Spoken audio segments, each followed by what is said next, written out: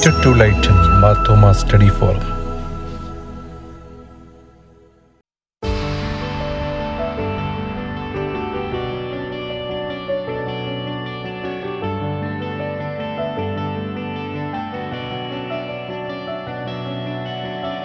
കർത്താവിൽ പ്രിയരെ, lighter to lighten Marthoma study ഫോറത്തിന്റെ 263ാമത് ലൈവ് വെബിനാർ ഇവിടെ ഇപ്പോൾ സമാരംഭിക്കുകയാണ്. കഴിഞ്ഞ 5 വർഷക്കാലം നമ്മൾ വെബിനാർ മുന്നോട്ട് കൊണ്ടുപോകാൻ ഒരു മുടക്കവും കൂടാതെ എല്ലാ ശനിയാഴ്ചയും കൊണ്ടുപോകുവാൻ സാധിച്ചു. അതിന് കൃപയൊരിഞ്ഞ പരമകാരുണ്യവാനായ ദൈവത്തിന് സ്തുതിസ്തോത്രങ്ങൾ അർപ്പിച്ചുകൊള്ളുന്നു. നമ്മളുടെ വെബിനാർ സാധാരണഗതിയിൽ പാട്ടുപാടി പ്രാർത്ഥിച്ചാണ് ആരംഭിക്കുന്നത്. ഇന്ന് നമ്മൾ പാടുവാനായിട്ട് നമ്മളെ ചുമതലപ്പെടുത്തിയിരിക്കുന്നത് നമ്മുടെ അഡ്മിന്മാരിൽ ഒരാളായ ബെന്നി തോമസ് പരിമണത്തിനെയാണ്. അദ്ദേഹം lighter to lighten Marthoma study ഫോറത്തിന്റെ അഡ്മിനായിട്ട് വളരെ ഭംഗിയായിട്ട് ആ കർത്തവ്യം നിർവഹിക്കുന്നു. പ്രത്യേകിച്ച് നമ്മളുടെ മീറ്റിങ്ങുകളൊക്കെ നടക്കുമ്പോൾ അതിന്റെ ഹോസ്റ്റായിട്ട് ഉള്ള പ്രവർത്തനവും അദ്ദേഹം തന്നെയാണ് നിർവഹിക്കുന്നത്. നല്ലൊരു പാട്ടുകാരൻ കൂടിയാണ് അദ്ദേഹം. ഇതിനോട് അകം പലവട്ടം നമ്മുടെ വേദിയിൽ പാട്ട് പാടിയിട്ടുണ്ട്. അധികം നാള് ഞങ്ങൾക്ക് അറിയത്തില്ലായിരുന്നു ഇദ്ദേഹം ഒരു നല്ല പാട്ടുകാരനൂടെ ആണെന്ന്. ഒരു എമർജൻസിയിൽ അങ്ങനെ നിർബന്ധിച്ച് പാടിപ്പിച്ചതാണ്. പക്ഷേ അത് മനസ്സിലായി. പിന്നീടാണ് അദ്ദേഹം പറഞ്ഞ് അദ്ദേഹം ആകാശവാണിയിലൊക്കെ പാടിയിട്ടുള്ള വ്യക്തിയായി. ചെറിയ യങ് ആയിരുന്ന കാലഘട്ടത്തിലൊക്കെ പാടിയിട്ടുണ്ട്. അങ്ങനെ ഒരു നല്ലൊരു ഗായകനാണ്, നല്ലൊരു ഓർഗനൈസർ കൂടിയാണ്. ഇപ്പോൾ അദ്ദേഹം നോർത്ത് കരോളീനയിൽ USA കുടുംബസമേതം താമസിക്കുന്നത്. ഇന്ന് lighter to lighten Marthoma study ഫോറത്തിലെ ഇന്നത്തെ 263ാമത് ലൈവ് വെബിനാറില് പാടുവാനായിട്ട് അദ്ദേഹത്തെ സാദരം ക്ഷണിച്ചുകൊള്ളുന്നു.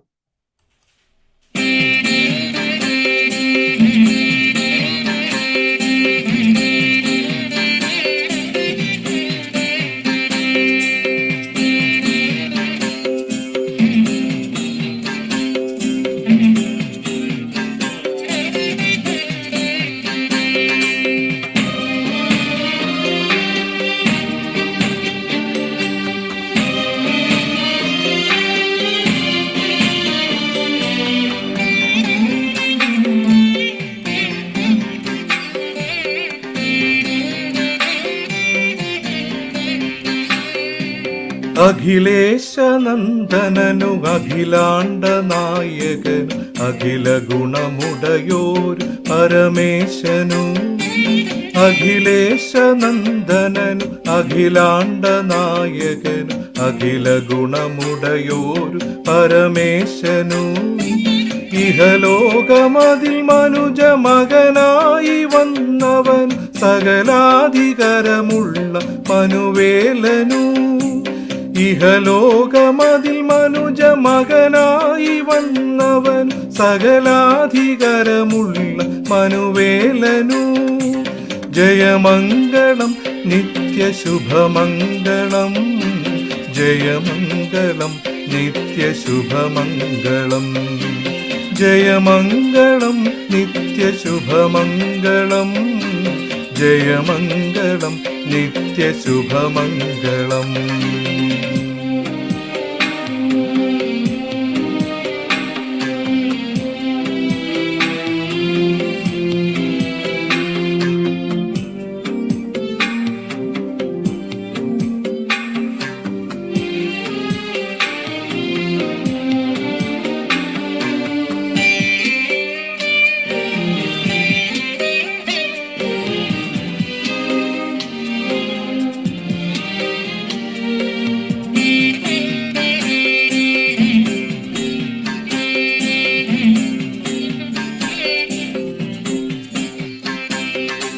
ദുരിതാഴിയതിൽ വീണു പരിതാപമോടുഴലും നരരോടു പെരുതായി കരുണ പൂണ്ടു. ദുരിതാഴിയതിൽ വീണു പരിതാപമോടുഴലും നരരോടു പെരുതായി കരുണ പൂണ്ടു. കരളലിഞ്ഞു കനകതലമതിൽ മരുവും താതനുടെ തിരുമാർവു വിട്ടോരു മനുവേലനു. കരളലിഞ്ഞു കനകതലമതിൽ മരുവും താതനുടെ തിരുമാർവു വിട്ടോരു മനുവേലനു.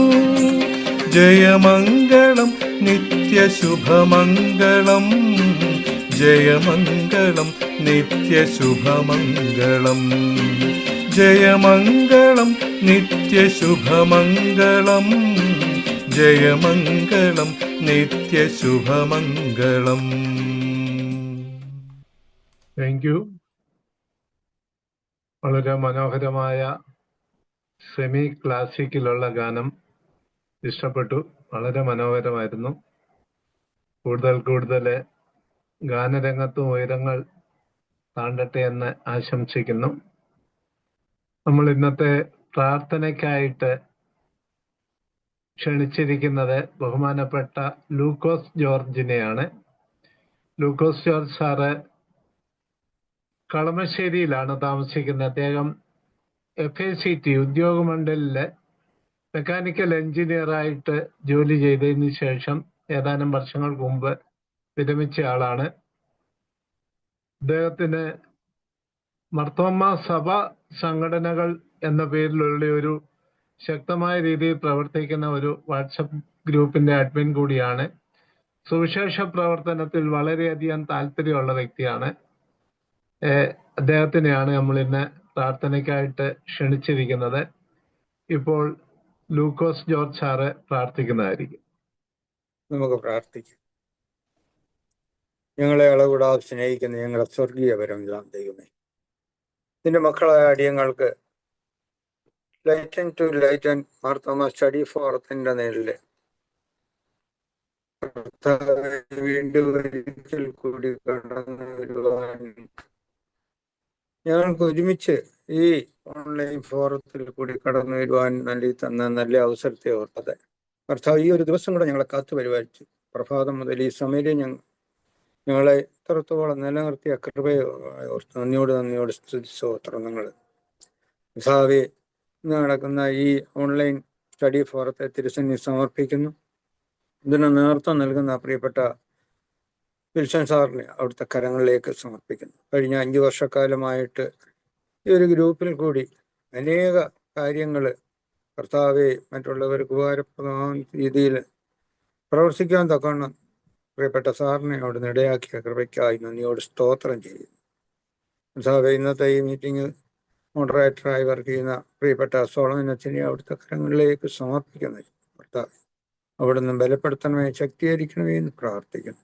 ഇന്ന് ഞങ്ങൾ ഈ ഓൺലൈൻ ഫോറത്തിൽ കൂടി ചിന്തിക്കുന്നതായിട്ടുള്ള കാര്യങ്ങൾ മതേതര രാഷ്ട്രത്തിൽ ഭൂരിപക്ഷവും ന്യൂനപക്ഷ മതങ്ങളുടെ പങ്ക് എന്ന വിഷയത്തെ പറ്റി ഞങ്ങൾക്ക് ആവശ്യമായ ദൂത് പകർന്നു തരുവാൻ തക്കവണ്ണം ഇന്ന് ഞങ്ങൾക്ക് വേണ്ടി ഒരുക്കപ്പെട്ടിരിക്കുന്ന പ്രിയപ്പെട്ട ഡോക്ടർ VS മറീസ് അച്ഛനെ അവിടുത്തെ കരങ്ങളിലേക്ക് സമർപ്പിക്കുന്ന കർത്താവ്, അവിടുന്ന് എൻ്റെ മകളിൽ കൂടി ഞങ്ങൾക്ക് ആവശ്യമുള്ള ദൂത് പ്രദാനം ചെയ്യണമേ എന്ന് പ്രാർത്ഥിക്കുന്നു. ഞങ്ങൾ ആയിരിക്കുന്ന മാർത്തോമാ സഭയെ അവിടുത്തെ സന്നിധി സമർപ്പിക്കുന്നു. ഞങ്ങൾക്ക് നേതൃത്വം നൽകുന്ന പ്രിയപ്പെട്ട മെത്രാപ്പൊലീത്ത തിരുമേനി അവിടുത്തെ കരങ്ങളിലേക്ക് സമർപ്പിക്കുന്നു. സഭയിലെ മറ്റു എപ്പിസ്കോപ്പ തിരുമേനിമാരെ ഓർത്ത് പ്രാർത്ഥിക്കുന്നു. കർത്താവേ, സഭയായി നടക്കുന്ന സുവിശേഷ വേലയെ അവിടുത്തെ കരങ്ങളിലേക്ക് സമർപ്പിക്കുന്നു. ഇന്ത്യയിൽ നടക്കുന്നതായിട്ടുള്ള പ്രതികൂല സാഹചര്യങ്ങൾ കൂടി സുവിശേഷ വേല മുന്നോട്ട് പോകുമ്പോൾ എൻ്റെ മക്കൾക്ക് ആവശ്യമായിട്ടുള്ള ബലവും ശക്തിയും കർത്താവെ അവിടുന്ന് പകരണമേ എന്ന് പ്രാർത്ഥിക്കുന്നു. ഞങ്ങളുടെ സുവിശേഷകരെ തിരുസന്നിധിയിലേക്ക് സമർപ്പിക്കുന്നു. കർത്താവെ, മിഷൻ ഫീൽഡിൽ വർക്ക് ചെയ്യുന്ന പ്രിയപ്പെട്ട സുവിശേഷകരെ അവിടുത്തെ കരങ്ങളിലേക്ക് സമർപ്പിക്കുന്നു. പലവിധമായ പ്രതികൂല സാഹചര്യങ്ങൾ കൂടി പ്രതിസന്ധികൾ കൂടി കടന്നു പോകുമ്പോൾ കർത്താവെ നിന്റെ കരങ്ങളാൽ അവിടെ ബലപ്പെടുത്തണമേ, ശക്തീകരിക്കണമേ എന്ന് പ്രാർത്ഥിക്കുന്നു. മാർത്തോമാ സഭയായി നടക്കുന്ന എല്ലാ സുവിശേഷീകരണ പ്രവർത്തനങ്ങളെ അവിടുത്തെ കരങ്ങളിലേക്ക് സമർപ്പിക്കുന്നു. കർത്താവെ, സഭയായി നാളെ നടക്കുന്ന ഈ ചിന്തയ്ക്ക്, വിശുദ്ധ ദിവസത്തിലെ ചിന്തയ്ക്കായി സഭയായി തീർന്നിരിക്കുന്ന രാഷ്ട്ര നിർമ്മിതിയിൽ ക്രൈസ്തവ വിഭാഗങ്ങളുടെ ഭാഗധേയത്വം എന്ന ചർച്ച നടക്കുമ്പോൾ, ചിന്തിക്കുമ്പോൾ കർത്താവെ നിന്റെ പരിശുദ്ധാത്മാവിനാൽ പ്രിയപ്പെട്ട ജനങ്ങളെ എല്ലാവരും അവിടുന്ന് ബലപ്പെടുത്തണമേ, ശക്തീകരിക്കണമേ എന്ന് പ്രാർത്ഥിക്കുന്നു. സഭയായി നടക്കുന്ന എല്ലാ കൃപകൾക്കായി, നൽകുന്ന കൃപകൾക്കായി നന്ദിയോട് സ്തോത്രം. ഞങ്ങളുടെ ബലഹീനതകൾ, ഞങ്ങളുടെ കുറവുകളൊന്നും ഓർക്കാതെ കർത്താവെ ഞങ്ങളെ അവിടുന്ന് ബലപ്പെടുത്തണമേ, ശക്തീകരിക്കണമേ എന്ന് പ്രാർത്ഥിക്കുന്നു. ഈ ഓൺലൈൻ ഫോറത്തിൽ കൂടി ഇതിൽ പങ്കെടുക്കുന്ന പ്രിയപ്പെട്ടവരെ ഓരോരുത്തരെയും അവിടുത്തെ കരങ്ങളിലേക്ക് സമർപ്പിക്കുന്നു. വ്യക്തികളായി, കുടുംബങ്ങളായി ഞങ്ങളെ ബലപ്പെടുത്തണമേ, ശക്തീകരിക്കണമേ.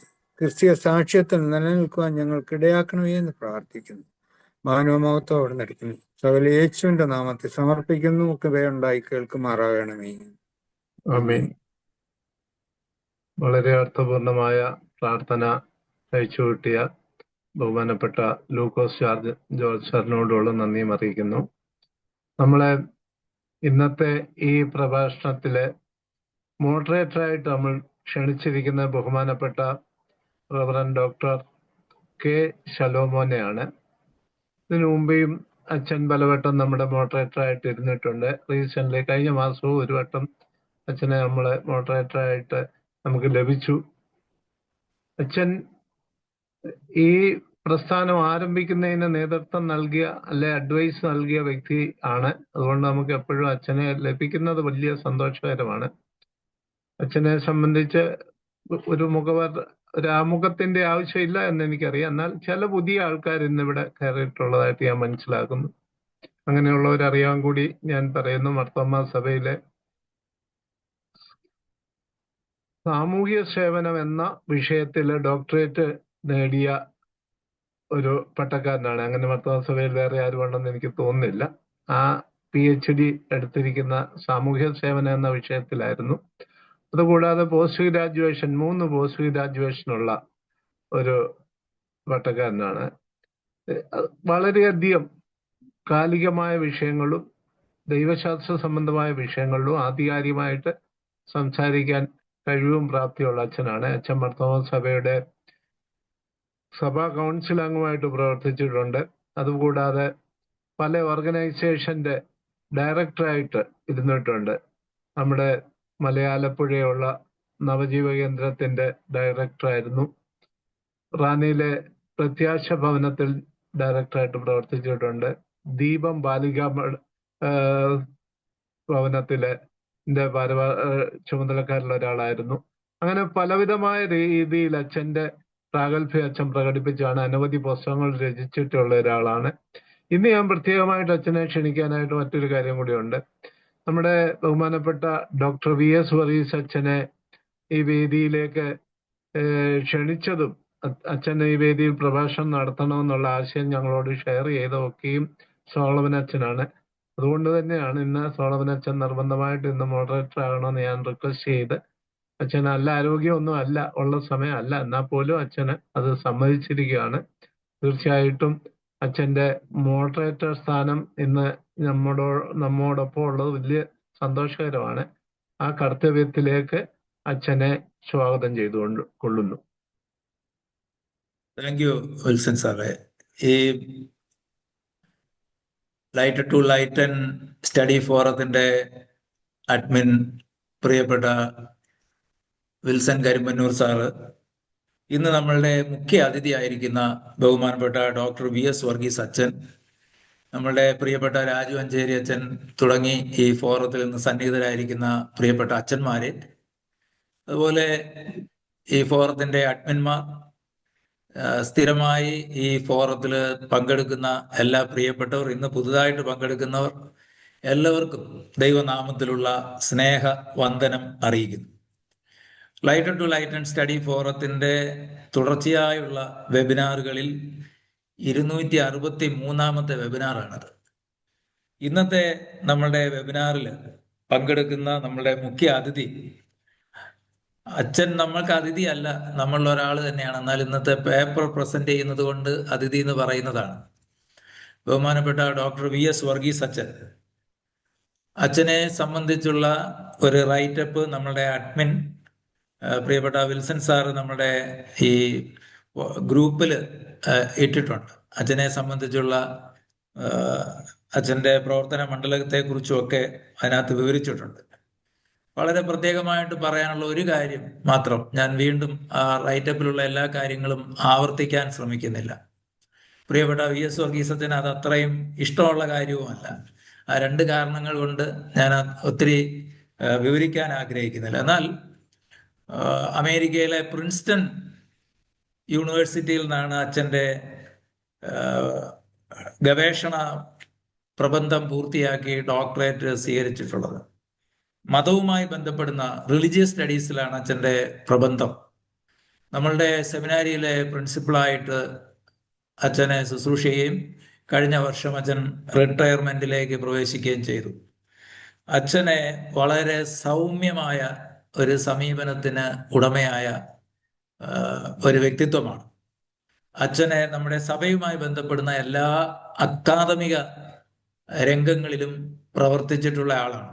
തിയോളജിക്കൽ സ്റ്റഡീസിൽ അക്കാദമിക രംഗങ്ങളിൽ എല്ലാ മണ്ഡലങ്ങളിലും സെറാംപൂർ യൂണിവേഴ്സിറ്റിയുടെ തലം ഉൾപ്പെടെ എല്ലാ മണ്ഡലങ്ങളിലും ബഹുമാനപ്പെട്ട VS വർഗീസ് അച്ഛൻ പ്രവർത്തിച്ചിട്ടുണ്ട്.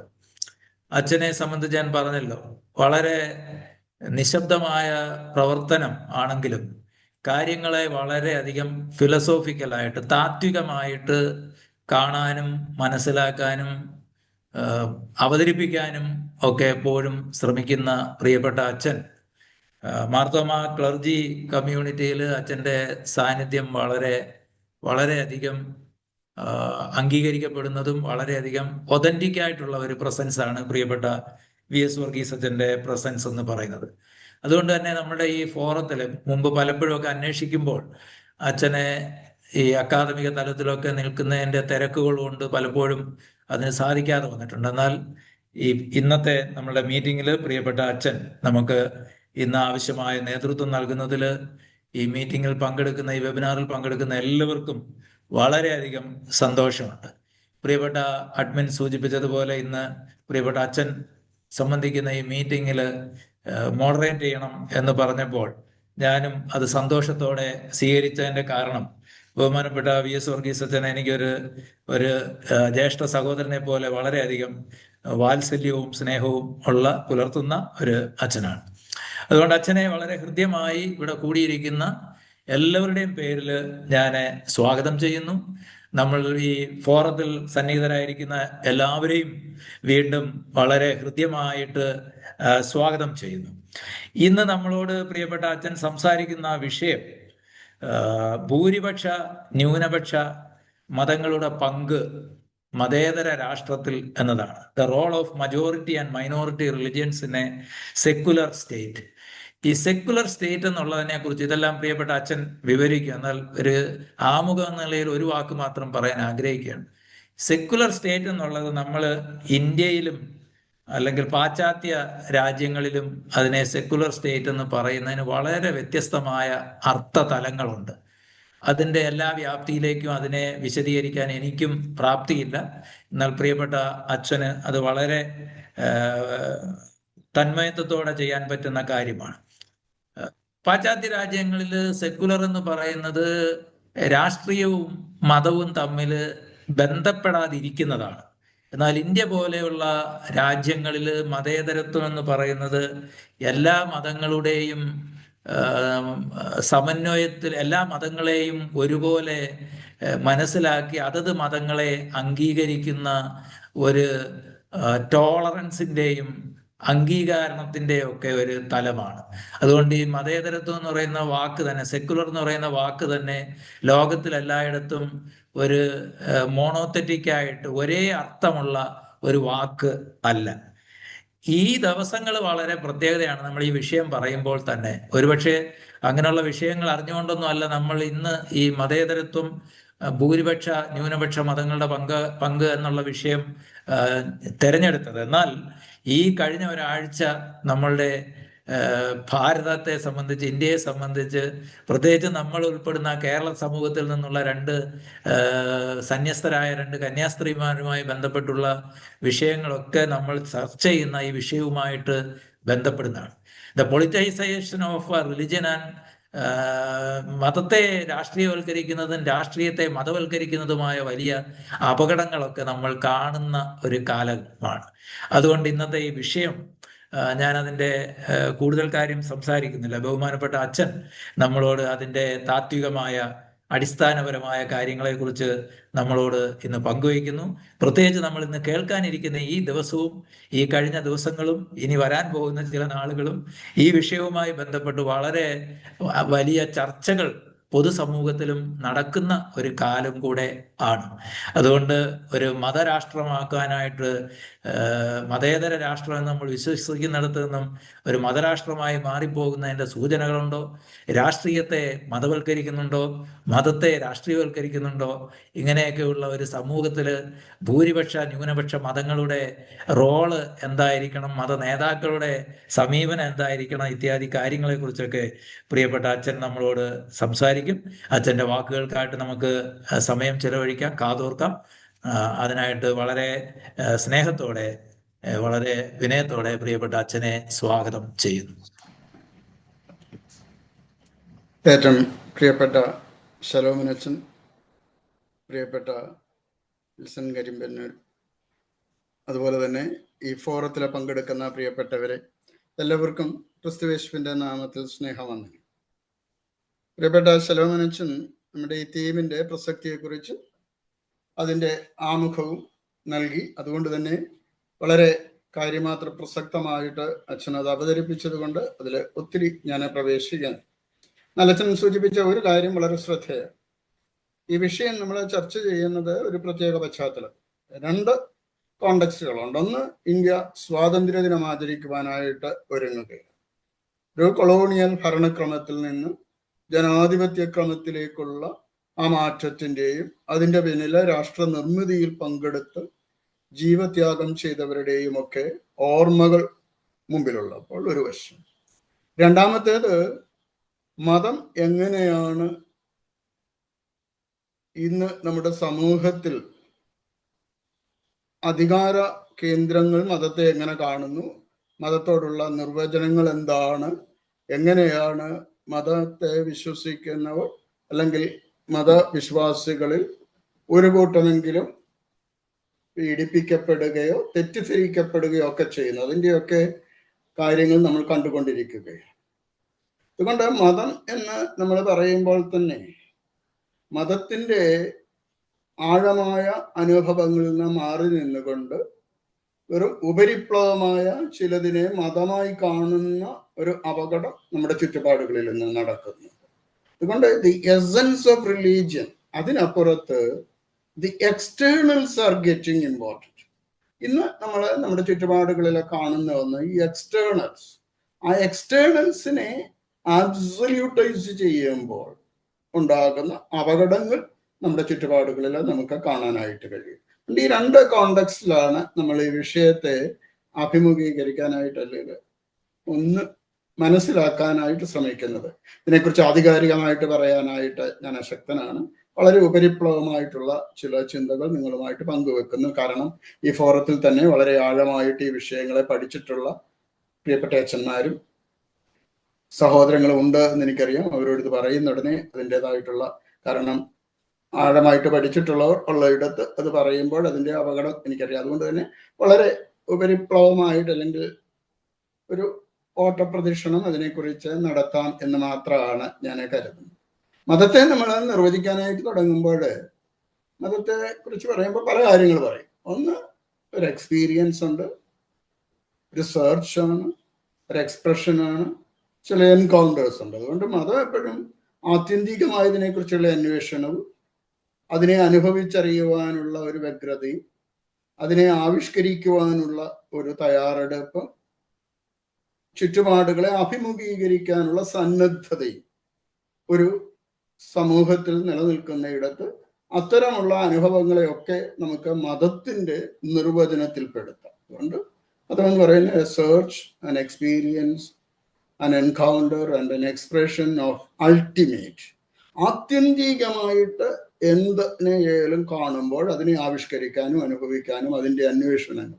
അതുകൊണ്ട് അന്വേഷണം എന്ന് പറയുമ്പോൾ തന്നെ നമ്മൾ പറയുന്നത് ഇതൊരു ഓൺ ഗോയിങ് പ്രോസസ്സാണ്. സെർച്ച് ഈസ് ഓൾവേസ് എപ്പോഴും ഒരു അന്വേഷണം എപ്പോഴും ചലനാത്മകതയുടെ, അത് സ്റ്റാൻഡേർഡൈസ് ചെയ്യുകയോ സ്ഥാനസ്ഥിതമാക്കപ്പെടുകയോ ചെയ്യുമ്പോൾ അതിൻ്റെ ജീർണതയുണ്ടാകും. ഇന്ന് പലപ്പോഴും നമ്മുടെ ചുറ്റുപാടുകളിലെ വിശ്വാസധാരകളിൽ കാണുന്നത് ഈ സ്റ്റാൻഡേർഡൈസേഷനിൽ സ്ഥാനസ്ഥിതമാക്കൽ കൊണ്ടുവരുന്ന ഒരു ജീർണതയുണ്ട്. അങ്ങനെ വരുമ്പോൾ ഒരു തരത്തിൽ അതൊരു ക്ലോസ്ഡ് എൻഡഡ് സിസ്റ്റം ആയിട്ട് മാറും. അപ്പൊ അങ്ങനെ ഒരു ക്ലോസ്ഡ് എൻഡഡ് സിസ്റ്റമായി കഴിയുമ്പോഴാണ് ഒരു തരത്തിൽ മതത്തിന് സംവാദത്തിനും സംവേദനത്തിനുമുള്ള ത്രാണി നഷ്ടപ്പെടാൻ സാധ്യതയുണ്ട്.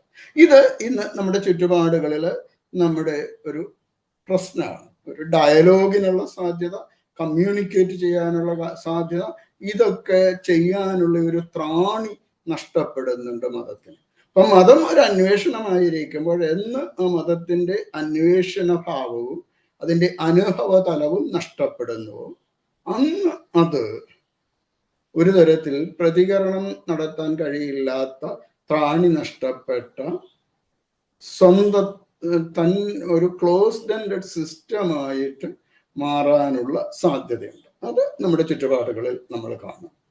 അങ്ങനെയുള്ള കാലങ്ങളിലെല്ലാം തന്നെ മതത്തിനുള്ളിൽ തന്നെ നവീകരണവും മതത്തിന് പുറത്തു നിന്ന് മതത്തോടുള്ള ചോദ്യങ്ങളും ഉയർന്നിട്ടുണ്ട്.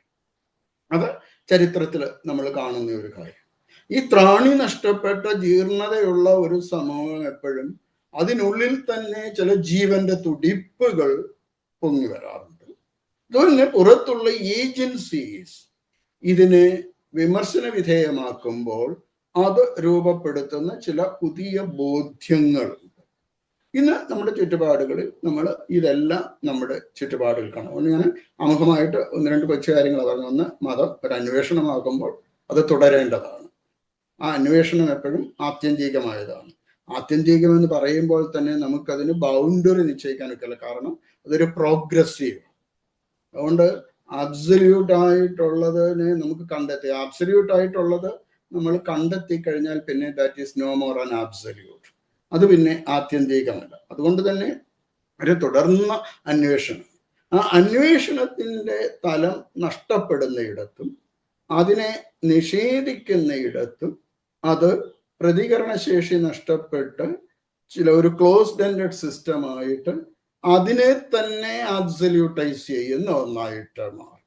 അപ്പൊ അന്വേഷണം നഷ്ടപ്പെടുന്ന ഇടത്ത് ആ ഒരു അപകടം എപ്പോഴും ഉണ്ട്. അത് നമ്മുടെ ചുറ്റുപാടുകളിൽ നമ്മൾ ഇന്ന് കാണുന്ന ഒരു യാഥാർത്ഥ്യമാണ്.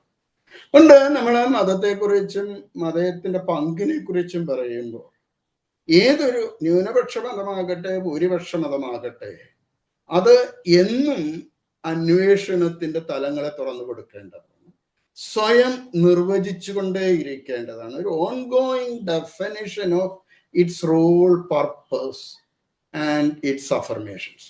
അതിൻ്റെ പ്രഖ്യാപനങ്ങളെക്കുറിച്ചും അതിൻ്റെ ലക്ഷ്യത്തെക്കുറിച്ചും അതിനവലംബിക്കേണ്ട മാർഗത്തെക്കുറിച്ചുമുള്ള ഒരു അന്വേഷണം. അതുകൊണ്ട് തന്നെ അതൊരു തുറവിയുടേതായിരിക്കണം മതം എപ്പോഴും. എൻ്റെ മതത്തിൽ എപ്പോഴും ഈ തുറവിയുടെ ഒരു അനുഭവം, ഒരു ഓപ്പൺനെസ്സിന്റെ അനുഭവം ഉണ്ടാകും. എൻ്റെ ഒരു രാഷ്ട്രത്തിൽ ഒരു വിശ്വാസ സമൂഹം നിലനിൽക്കുമ്പോൾ ഈ തുറവിയുടെ അനുഭവം ഉണ്ടാവണം. അത് ഈ ഒരു അന്വേഷണാത്മകതയിൽ നിന്ന് രൂപപ്പെടേണ്ട ഒരു തുറവിയുടെ അനുഭവം.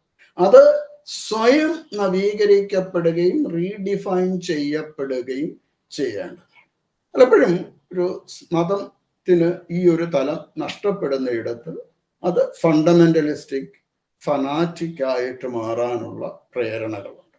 അത് എപ്പോഴും അങ്ങനെയാണ്. ഈ ഒരു അന്വേഷണം നഷ്ടപ്പെടുന്ന ഇടത്ത് പിന്നെയുള്ളത് തങ്ങൾ ആണ് ശരി എന്ന് പറയാനായിട്ടോ തങ്ങളുടെ ആധിപത്യം ഉറപ്പിക്കാനായിട്ടോ ഉള്ള പ്രവണതയിൽ ഈ പ്രതികരണശേഷി അങ്ങനെ പ്രതികരണശേഷി നഷ്ടപ്പെടുന്നു എന്ന് പറയുമ്പോൾ സ്വയം നവീകരിക്കാനും മറ്റുള്ളവരോട് സംവാദത്തിൽ ഏർപ്പെടാനും ഉള്ള ഒരു കഴിവ് നഷ്ടപ്പെടും. മതത്തിന്റെ ഈ അന്വേഷണാത്മകത എപ്പോഴും നിലനിർത്തുന്നത് the courage to listen the other ആണ്. മറ്റുള്ളവരെ കേൾക്കാനുള്ള ധൈര്യം.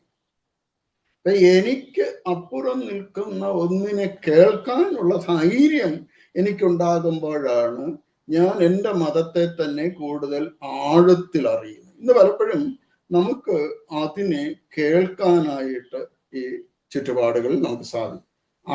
അല്ലെങ്കിൽ എന്താണ് പറയുന്നത് എന്ന് കേൾക്കാനുള്ള ത്രാണിയും നഷ്ടപ്പെടും. കാരണം ഒരു ക്ലോസ്ഡ് എൻഡഡ് സിസ്റ്റത്തിൽ മതത്തിൽ എപ്പോഴും ഉണ്ടാകുന്ന ഒരു അപകടമായിട്ട് നമുക്ക് ഇതിനെ കാണാനായിട്ട് കഴിയും.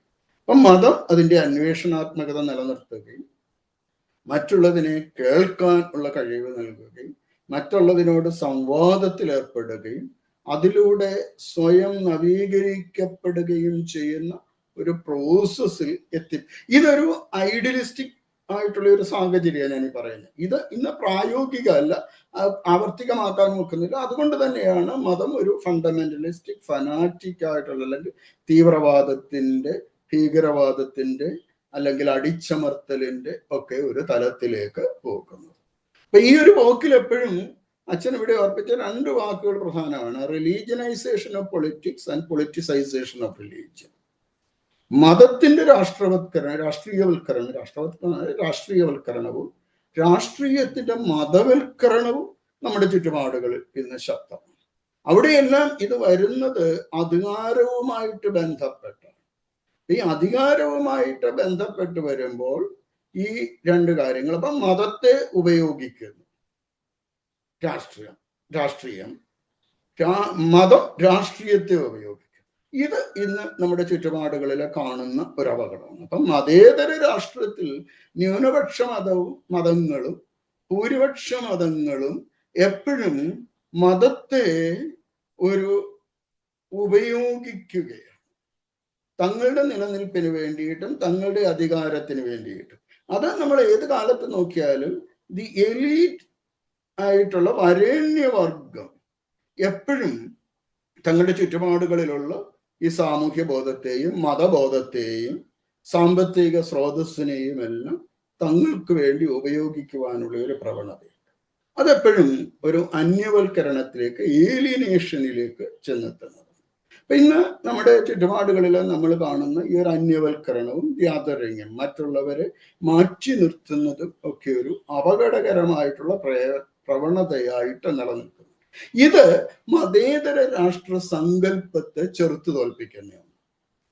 നമ്മൾ ഈ പറഞ്ഞ കാര്യങ്ങൾ നിലനിൽക്കുന്ന ഇടത്തൊരു മതേതര രാഷ്ട്ര സങ്കല്പം എന്ന് പറഞ്ഞ് പിന്നെ നിൽക്കുകയല്ല. പിന്നെ എപ്പോഴും അധീശത്വം പുലർത്തുന്നവൻ അല്ലെങ്കിൽ അധികാരം കയ്യിലുള്ളവൻ അല്ലെങ്കിൽ ക്യാപിറ്റൽ കയ്യിലുള്ളവൻ അവര് നിർവചിക്കുന്നത് പോലെ മറ്റുള്ളവരാകണമെന്നുള്ളതാണ്. അവിടെയാണ് ഒരു മതം മറ്റൊരു മതത്തെ അടിച്ചമർത്തുന്ന ഒന്നായിട്ട് മാറ്റുന്നത്. ഒരു റിലീജിയസ് ക്യാപിറ്റൽ ഉണ്ട്, സോഷ്യൽ ക്യാപിറ്റൽ ഉണ്ട്, കൾച്ചറൽ ക്യാപിറ്റൽ ഉണ്ട്, അതുപോലെ തന്നെ എക്കണോമിക് ക്യാപിറ്റൽ. ഇതെല്ലാം കൂടെ ഉപയോഗിക്കുമ്പോൾ മറ്റൊന്നിനെ അടിച്ചമർത്താൻ ഉള്ള ഒരു പ്രവണത നിലനിൽക്കുന്നു. ഇത് മതേതര രാഷ്ട്ര സങ്കല്പത്തെ ചെറുത്തു തോൽപ്പിക്കുന്ന ഒന്നായിട്ട് മാറും.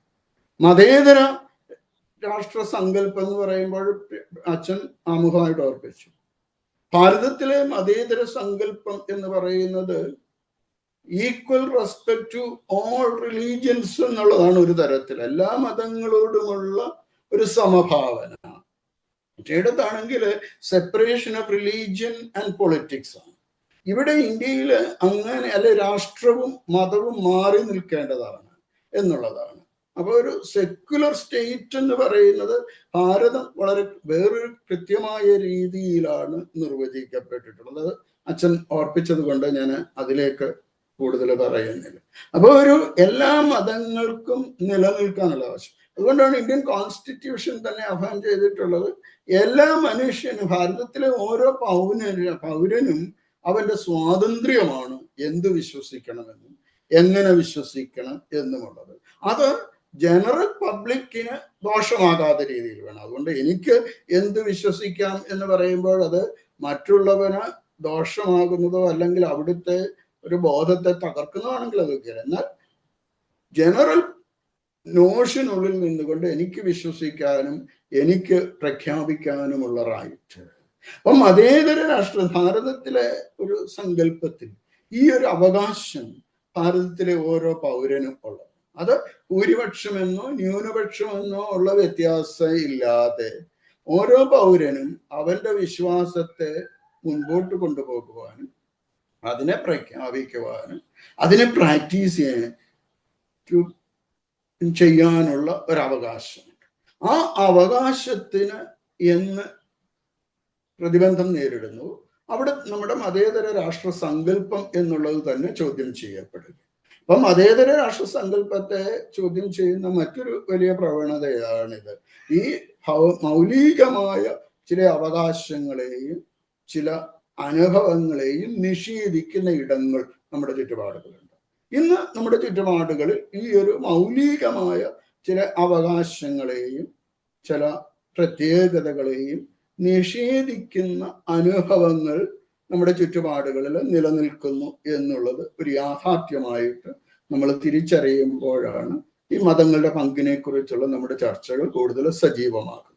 അപ്പൊ മതേതര രാഷ്ട്ര സങ്കല്പത്തിൽ ഈ മതത്തിന്റെ അപ്രമാദിത്വം, ഒരു മതത്തിന്റെ അപ്രമാദിത്വം എപ്പോഴും അതിന്റെ ഒരു സെക്യുലർ ഫാബ്രിക്കിനെ തകർക്കുന്നതാണ്. എന്നാലും നമ്മൾ ഒരു രാഷ്ട്രത്തെക്കുറിച്ചൊക്കെ ചിന്തിക്കുമ്പോൾ, ഒരു ജനതയെക്കുറിച്ച് ചിന്തിക്കുമ്പോൾ, ഓരോ ജനസമൂഹത്തിനും അവരുടേതായിട്ടുള്ള ഒരു കോൺസ്റ്റിറ്റ്യൂട്ടീവ് നറേറ്റീവ് ഉണ്ട്. ഓരോ മതത്തിനും അതിനെ നിർവചിക്കുന്ന ഒരു കോൺസ്റ്റിറ്റ്യൂട്ടീവ് നറേറ്റീവ് ഉണ്ട്.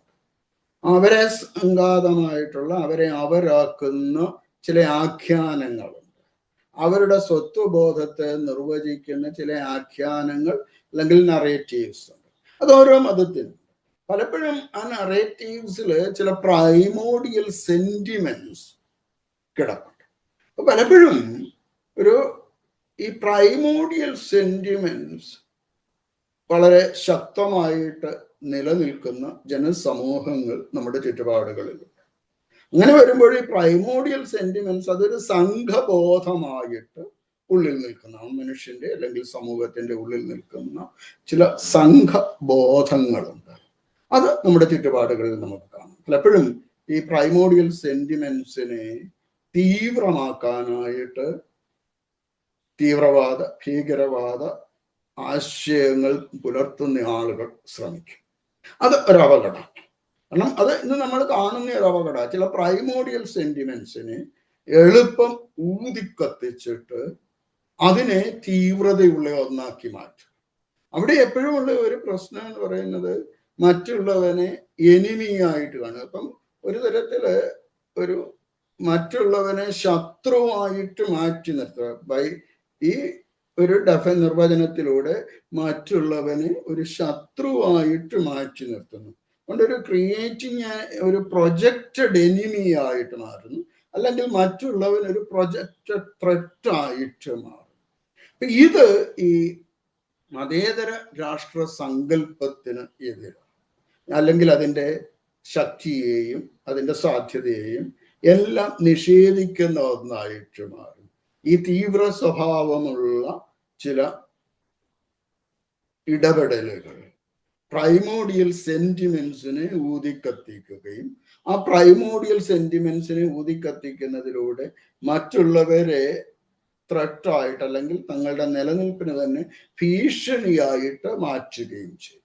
പലപ്പോഴും തീവ്രവാദത്തിന്റെയും ഭീകരവാദത്തിന്റെയും ഒക്കെ ഉള്ളിൽ കാണുന്നത് ഈ ഒരു പ്രൊജക്റ്റഡ് ത്രെട്ട്, മറ്റുള്ളവരെ ഒരു പ്രൊജക്റ്റഡ് ത്രെട്ടായിട്ട് അല്ലെങ്കിൽ ത്രെട്ടായിട്ട് പ്രൊജക്റ്റ് ചെയ്യുന്ന ഒരു പ്രവണത.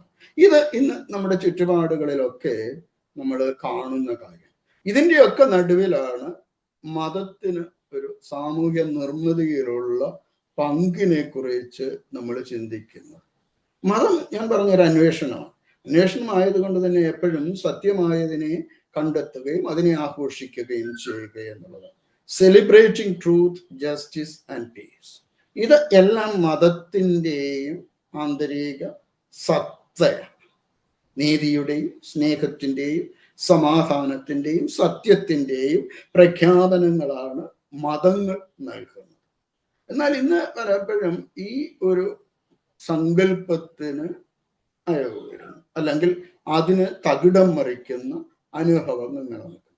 അപ്പം മതം നീതിയുടെ പക്ഷത്ത് നിൽക്കുന്നില്ല എങ്കിൽ, മതം ന്യായത്തിന്റെ പക്ഷത്ത് നിൽക്കുന്നില്ല എങ്കിൽ, മതം സ്നേഹത്തിന്റെ പ്രഘോഷകരായിട്ട് മാറുന്നില്ല എങ്കിൽ, അത് പ്രസക്തി നഷ്ടപ്പെട്ട ഒരു അനുഷ്ഠാന വിധിയായിട്ട് മാത്രം മാറിപ്പോകാൻ ഉള്ള സാധ്യതകളുണ്ട്. അപ്പൊ മതത്തെ നമ്മൾ കാണുമ്പോൾ, അല്ലെങ്കിൽ ഈ മതത്തിന്റെ ഈ നീതിയുടെയും ന്യായത്തിൻ്റെയും സ്നേഹത്തിൻ്റെയും തലം അത് മതേതര രാഷ്ട്രത്തിൽ പ്രഘോഷിക്കപ്പെടേണ്ടത്. അപ്പൊ പ്രഘോഷിക്കപ്പെടേണ്ടത് അതാണ്. പക്ഷെ ഇന്ന് പലപ്പോഴും പ്രഘോഷിക്കപ്പെടുന്നത് ഭീതിയുടെയും ഭയപ്പെടുത്തലിന്റെയും ഇരയാക്കപ്പെടലിന്റെയും ഭീഷണിയുടെയും ഒക്കെ തന്ത്രങ്ങളാണ്. അത് ലോകത്തിലുള്ള എവിടെ നമ്മൾ നോക്കിയാലും ഈ വസ്തുതകളൊക്കെ നമുക്ക് കാണാനായിട്ട് കഴിയും. വിവിധ മതങ്ങൾ ഇടകലർന്ന് ജീവിക്കുന്ന എല്ലായിടത്തും ഇത്തരത്തിലുള്ള ഇടപെടലുകളും നിലനിൽക്കുന്നു. അപ്പം മതേതര രാഷ്ട്രത്തിൽ ന്യൂനപക്ഷ മതമാകട്ടെ ഭൂരിപക്ഷ മതമാകട്ടെ അവര് ഉയർത്തേണ്ടത് ഈ ഒരു ദർശനം, അല്ലെങ്കിൽ മാനവികതയുടെ ദർശനമാണ്. ഇനിയും ഇപ്പോഴത്തെ നമ്മൾ മാനവികതയ്ക്കപ്പുറം പ്രപഞ്ചത്തിന്റെ താളം സംരക്ഷിക്കാനുള്ള ഇടപെടലുകളാണ് നടത്തുന്നത്. ഇന്ന് പലപ്പോഴും നമ്മുടെ ഒരു സങ്കല്പത്തിൽ മനുഷ്യൻ മാത്രമായിട്ട് മാറും. മനുഷ്യൻ മാത്രമല്ല, ഈ പ്രപഞ്ചത്തിന്റെ തന്നെ താളം സംരക്ഷിക്കപ്പെടും. അല്ലെങ്കിൽ ഈ പ്രപഞ്ചത്തിന്റെ നിലനിൽപ്പ് പോലും മനുഷ്യന്റെ സ്വാർത്ഥപ്രേരിതമായ പ്രവർത്തനങ്ങൾ കൊണ്ട് ചോദ്യം ചെയ്യപ്പെടുന്നയിടത്ത്, തകർക്കപ്പെടുന്നയിടത്ത് മനുഷ്യനെപ്പോഴും ഈ പ്രപഞ്ചത്തിന്റെ താളം കണ്ടെത്തും. എല്ലാ മതവും മുൻപോട്ട് വെക്കുന്നത് ഈ പ്രപഞ്ചത്തിന്റെ താളത്തെക്കുറിച്ചുള്ള ഒരു ദർശനമാണ്. അപ്പൊ ആ പ്രപഞ്ചത്തിന്റെ താളം സംരക്ഷിക്കപ്പെടുന്നയിടത്താണ് മനുഷ്യൻ അവന്റെ താളം സംരക്ഷിക്കാൻ സാധ്യമാണ്. അതുകൊണ്ട് ഭൂരിപക്ഷ മതവും ന്യൂനപക്ഷ മതവും ഇന്ന് ഈ ഒരു രാഷ്ട്ര നിർമ്മിതിയിൽ വേണ്ടത് മാനവികതയുടെ ദർശനം. മാനവികതയ്ക്കും അപ്പുറം ഈ പ്രപഞ്ചത്തിന്റെ താളം സംരക്ഷിക്കപ്പെടണം. കാരണം മനുഷ്യൻ ജീവിക്കുന്നത് തന്നെ പ്രകൃതിയിലെ ജീവജാലങ്ങളുടെ നിലനിൽപ്പ് കൊണ്ടൊരു മ്യൂച്വാലിറ്റി. അതുകൊണ്ട് പ്രപഞ്ചത്തിന്റെ ഈ താളം സംരക്ഷിക്കപ്പെടുക എന്ന് പറയുമ്പോൾ അത് വെറും ഒരു കോ എക്സിസ്റ്റൻസിന്റെ തലത്തിൽ നിന്നുകൊണ്ടല്ല, അതൊരു പ്രോ എക്സിസ്റ്റൻസ് എന്നുള്ള തലത്തിലേക്ക് മാറും. അപ്പം മതേതര രാഷ്ട്രത്തിൽ എപ്പോഴും ന്യൂനപക്ഷ മതവും ഭൂരിപക്ഷ മതവും ഒരു സഹവർത്തിത്വത്തിന് അപ്പുറത്തേക്ക് പോകും. ഇന്ന് നമുക്ക് ചിലപ്പോൾ സഹവർത്തിത്വം പോലും ഇല്ലാത്തയിടത്ത് നമ്മളിത് പറയുന്ന പ്രസക്തമാണെന്ന് എനിക്കറിയത്തില്ല. ഒരു മിയർ കോ എക്സിസ്റ്റൻസ് അല്ല, ഒരു സഹവർത്തിത്വത്തിന്റെ തല അല്ല, അതിനപ്പുറത്ത് ഒരു പ്രോ എക്സിസ്റ്റൻസ്. ഇതെല്ലാം ഉള്ളത് കൊണ്ടാണ് ഞങ്ങൾ നിലനിൽക്കുന്നത് എന്നുള്ള ഒരു പാരസ്പര്യത്തിന്റെ ദർശനമുണ്ടാക്കണം, ഒരു മ്യൂച്വാലിറ്റിയുടെ കോംപ്ലിമെന്റാരിറ്റിയുടെ. അപ്പം മതേതര രാഷ്ട്രത്തിൽ ന്യൂനപക്ഷ മതങ്ങളും ഭൂരിപക്ഷ മതങ്ങളും മുന്നോട്ട് വെക്കേണ്ടത് ഞാൻ നേരത്തെ പറഞ്ഞു, ഒന്ന് നീതിയുടെ ദർശനമായിരിക്കണം, സ്നേഹത്തിന്റെ ദർശനമായിരിക്കണം, ന്യായത്തിന്റെ ദർശനമായിരിക്കണം. അതിനുമപ്പുറം അതൊരു മാനവികതയുടെ ദർശനമായിരിക്കണം. ഈ മാനവികതയുടെ ദർശനത്തിനുമപ്പുറം പ്രപഞ്ചത്തിന്റെ താളം സംരക്ഷിക്കപ്പെടണം എന്നുള്ള ഒരു ഉത്ബോധം കൊടുക്കാനായിട്ട് കഴിയും. അത് കഴിയാതെ വരുമ്പോൾ നമ്മൾ ഫ്രാഗ്മെന്റഡ് ആയിട്ട് പോവുക. ഇന്ന് പലപ്പോഴും നമ്മുടെ സമൂഹം ഫ്രാഗ്മെന്റഡാണ്. എല്ലാവരും ഓരോ കഷണങ്ങളായിട്ട് മാറുക. കഷണങ്ങളായിട്ട് മാറും തോറും അകലങ്ങൾ കൂടുകയാണ്. ഇവിടെ ഞാൻ ആദ്യം ഓർപ്പിച്ചതുപോലെ കേൾക്കാൻ ഉള്ള അവസരങ്ങളില്ല, ധൈര്യമില്ല.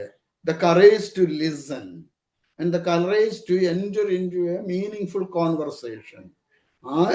ആധികാരികമായിട്ടുള്ള ഒരു സംഭാഷണത്തിലേക്ക് ഏർപ്പെടാനുള്ള ധൈര്യം കൊണ്ട് മതേതര രാഷ്ട്രത്തിൽ ന്യൂനപക്ഷ മതങ്ങളും ഭൂരിപക്ഷ മതങ്ങളും മുന്നോട്ട് വെക്കേണ്ട ഒന്ന് the courage to listen and the courage to enter in to a meaningful conversation. നമ്മൾ ഇപ്പൊ പറഞ്ഞു നിർത്തിയതിനോടുകൂടെ ഈ കാര്യങ്ങളോട് നമ്മൾ ചേർക്കേണ്ടത്. കാരണം ഈ ഒരു സംഭാഷണത്തിന്റെ തലത്തിൽ വരുമ്പോഴാണ് നമ്മളുടെ അന്വേഷണം കൂടുതൽ മുൻപോട്ട് പോകുന്നതും മനുഷ്യൻ എന്ന് പറയുന്ന ഒരു സ്പീഷിക്ക് മാത്രമല്ല ഇതെന്നും ഇതിനപ്പുറമുള്ള ഈ പ്രപഞ്ചത്തിന്റെ താളം മുഴുവൻ സംരക്ഷിക്കപ്പെടേണ്ടതാണ് എന്നും ഈ പ്രപഞ്ചത്തിന്റെ താളം സംരക്ഷിക്കപ്പെടുകയില്ല എങ്കിൽ മനുഷ്യനും അസ്തമിച്ചു പോകുന്ന ഒരു വർഗം മാത്രമാണെന്നും ഉള്ള തിരിച്ചറിവ്. അങ്ങനെ വരുമ്പോൾ എല്ലാം അപ്രസക്തമാവുക.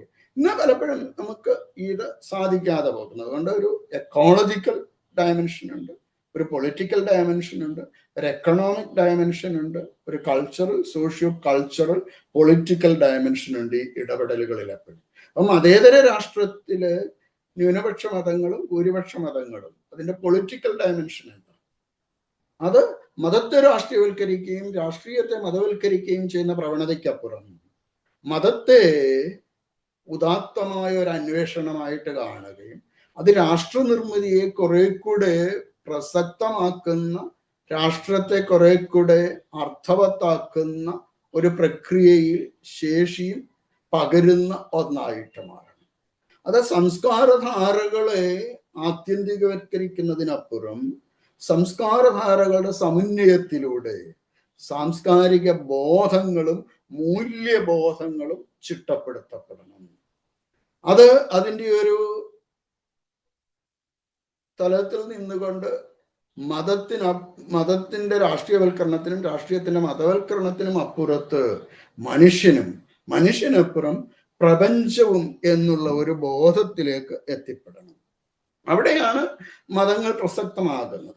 എന്നാൽ ഇന്ന് നമ്മൾ കാണുന്ന ഭൂരിപക്ഷ മതങ്ങളും ന്യൂനപക്ഷ മതങ്ങളുമെല്ലാം ഒരു തരത്തിൽ, ഞാൻ നേരത്തെ പറഞ്ഞ ഒരു ഫ്രാഗ്മെന്റഡ് എൻറ്റിറ്റീസ് ആയിട്ട് നിൽക്കുകയും പരസ്പരം ഒന്നിനെ മറ്റൊന്ന് ഭയപ്പെടുന്നതായിട്ട് മാറുകയും അല്ലെങ്കിൽ മറ്റൊന്നിനെ ഭയപ്പെടേണ്ട ഒന്നായിട്ട് മാറ്റുകയും, ഭയപ്പെടേണ്ട ഒന്നാകുന്നത് കൊണ്ട് തന്നെ അതിനെ തുടച്ചു മാറ്റേണ്ടതാണെന്നുള്ള ഒരു ദർശനം.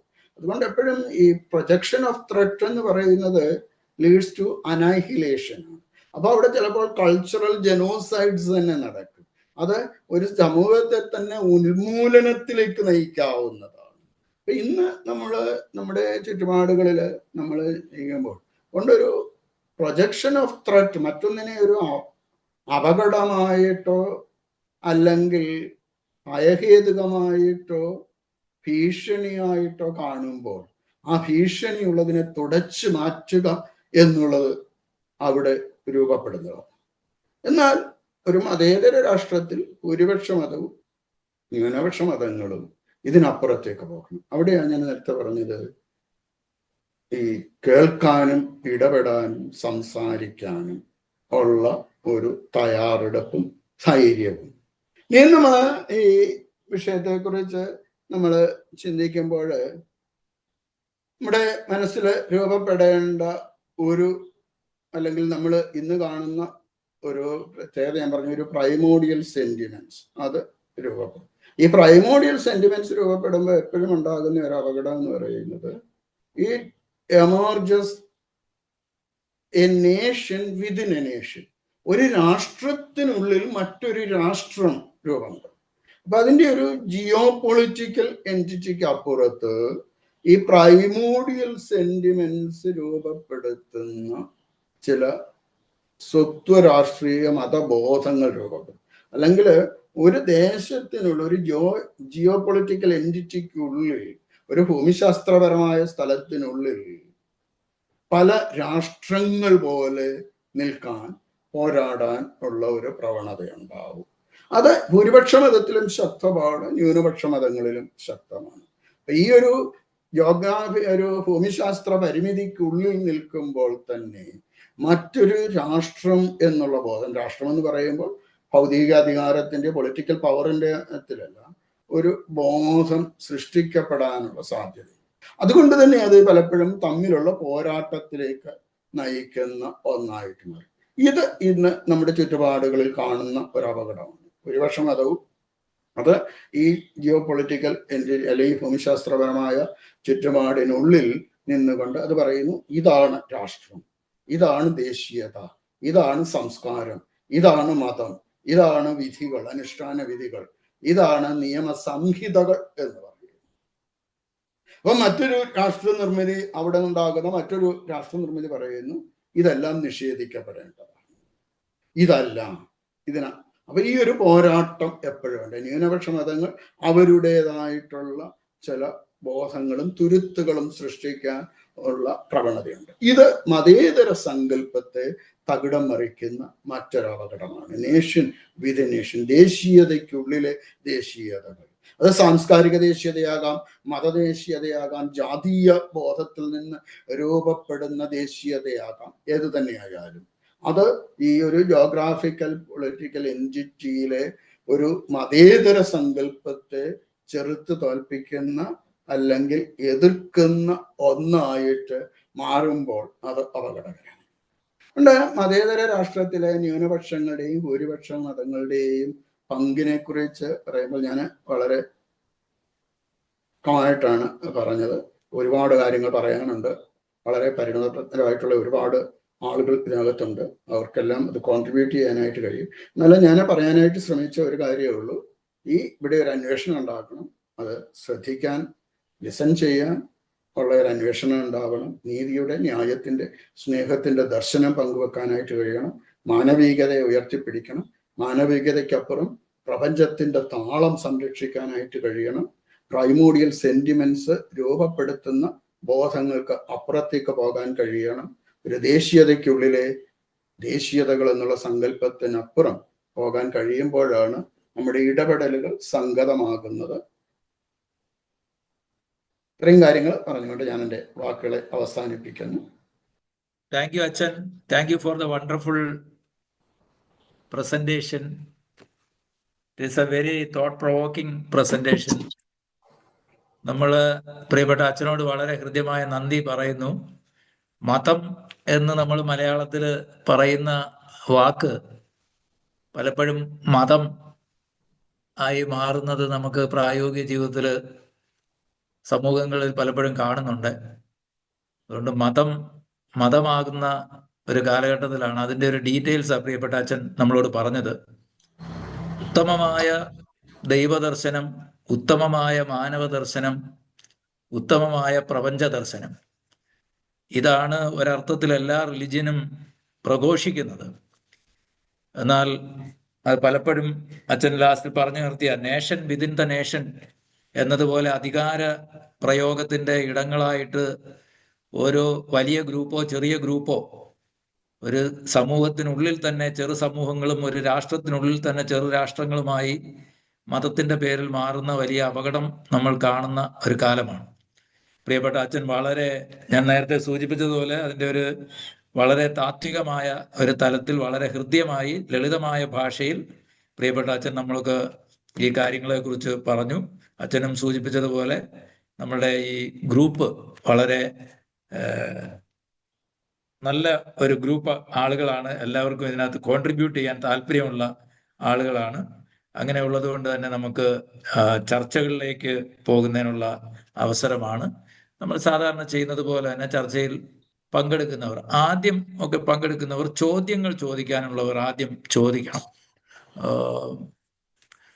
വലിയ എക്സ്പ്ലനേഷനും ചർച്ചകൾ നമ്മുടെ കോൺട്രിബ്യൂട്ട് ചെയ്യാനുള്ള ആളുകളാണെങ്കിൽ അത് കുറച്ചും കൂടെ ഒരു നെക്സ്റ്റ് സ്റ്റെപ്പിലേക്ക് പോവുകയും, ചോദ്യങ്ങൾ ചോദിക്കാനായിട്ടുള്ളവരുണ്ടെങ്കിൽ അവർ ആദ്യം ചോദിക്കുകയും ചെയ്യണം. ചോദ്യങ്ങൾ ചോദിക്കാനുള്ളവരാകട്ടെ ഷെയർ ചെയ്യാനുള്ളവരാകട്ടെ ആരാണെങ്കിലും നമ്മളെ ഹാൻഡ് റൈസ് ചെയ്യണം. നമ്മൾ സാധാരണ എല്ലാ പ്രാവശ്യവും ചെയ്യുന്നത് പോലെ തന്നെ കാര്യം നമുക്ക് പോകാം. ഇന്നത്തെ നമ്മളുടെ ഈ മീറ്റിംഗ് വളരെ സന്തോഷകരമായിട്ട് നമുക്ക് പങ്കെടുക്കാനായിട്ട് ഇടയായല്ലോ. പ്രിയപ്പെട്ട അച്ഛനോട് ഒരു പ്രാവശ്യം കൂടെ സന്തോഷവും നന്ദിയും അറിയിക്കുന്നു. അച്ഛനും പോകാൻ പറ്റത്തില്ല. അച്ഛന് ഇനി ആളുകളുടെ ചർച്ചകൾക്കൊക്കെ ഉള്ള റെസ്പോൺസ് അച്ഛൻ പറയുന്നത് ഞങ്ങൾ പ്രതീക്ഷിക്കുന്നു. ഇപ്പോൾ VI ജേക്കബ് സാറ് അനൗൺസ്മെന്റ്സ് നടത്തും. അതിനുശേഷം നമുക്ക് ചർച്ചയിലേക്ക് പോകാം. അനൗൺസ്മെന്റ് നമ്മുടെ അടുത്ത വെബിനാർ അനൗൺസ്മെന്റ് സ്റ്റഡി ഫോറത്തിന്റെ അടുത്ത ലൈവ് വെബിനാർ, അതായത് 200 വെബിനാർ പതിവ് പോലെ അടുത്ത ശനിയാഴ്ച, അതായത് ഓഗസ്റ്റ് 9 രാത്രി 8 മണിക്ക് തന്നെ ഉണ്ടായിരിക്കുന്നതാണ്. അടുത്ത വെബിനാറിനെ കുറിച്ചുള്ള വിശദ വിവരങ്ങൾ പിന്നാലെ അറിയിക്കുന്നതാണ്. ഇതേ ലിങ്കിലും ഇതേ പാസ്വേഡിലും പ്രവേശിക്കാവുന്നതാണ്. അടുത്ത വെബിനാറിലേക്ക് ഏവരെയും ക്ഷണിക്കുകയും ചെയ്തുകൊള്ളുന്നു. ഇത്രയുമാണ് അടുത്ത വെബിനാറിനെ കുറിച്ച് പറയാനായിട്ടുള്ളത്. ക്വസ്റ്റ്യൻസ് ഉണ്ടെങ്കിൽ ആദ്യം ക്വസ്റ്റ്യൻസ് ആയിട്ട് ആർക്കെങ്കിലും ഉണ്ടെങ്കിൽ ആദ്യം ഹാൻഡ് റൈസ് ചെയ്യാം.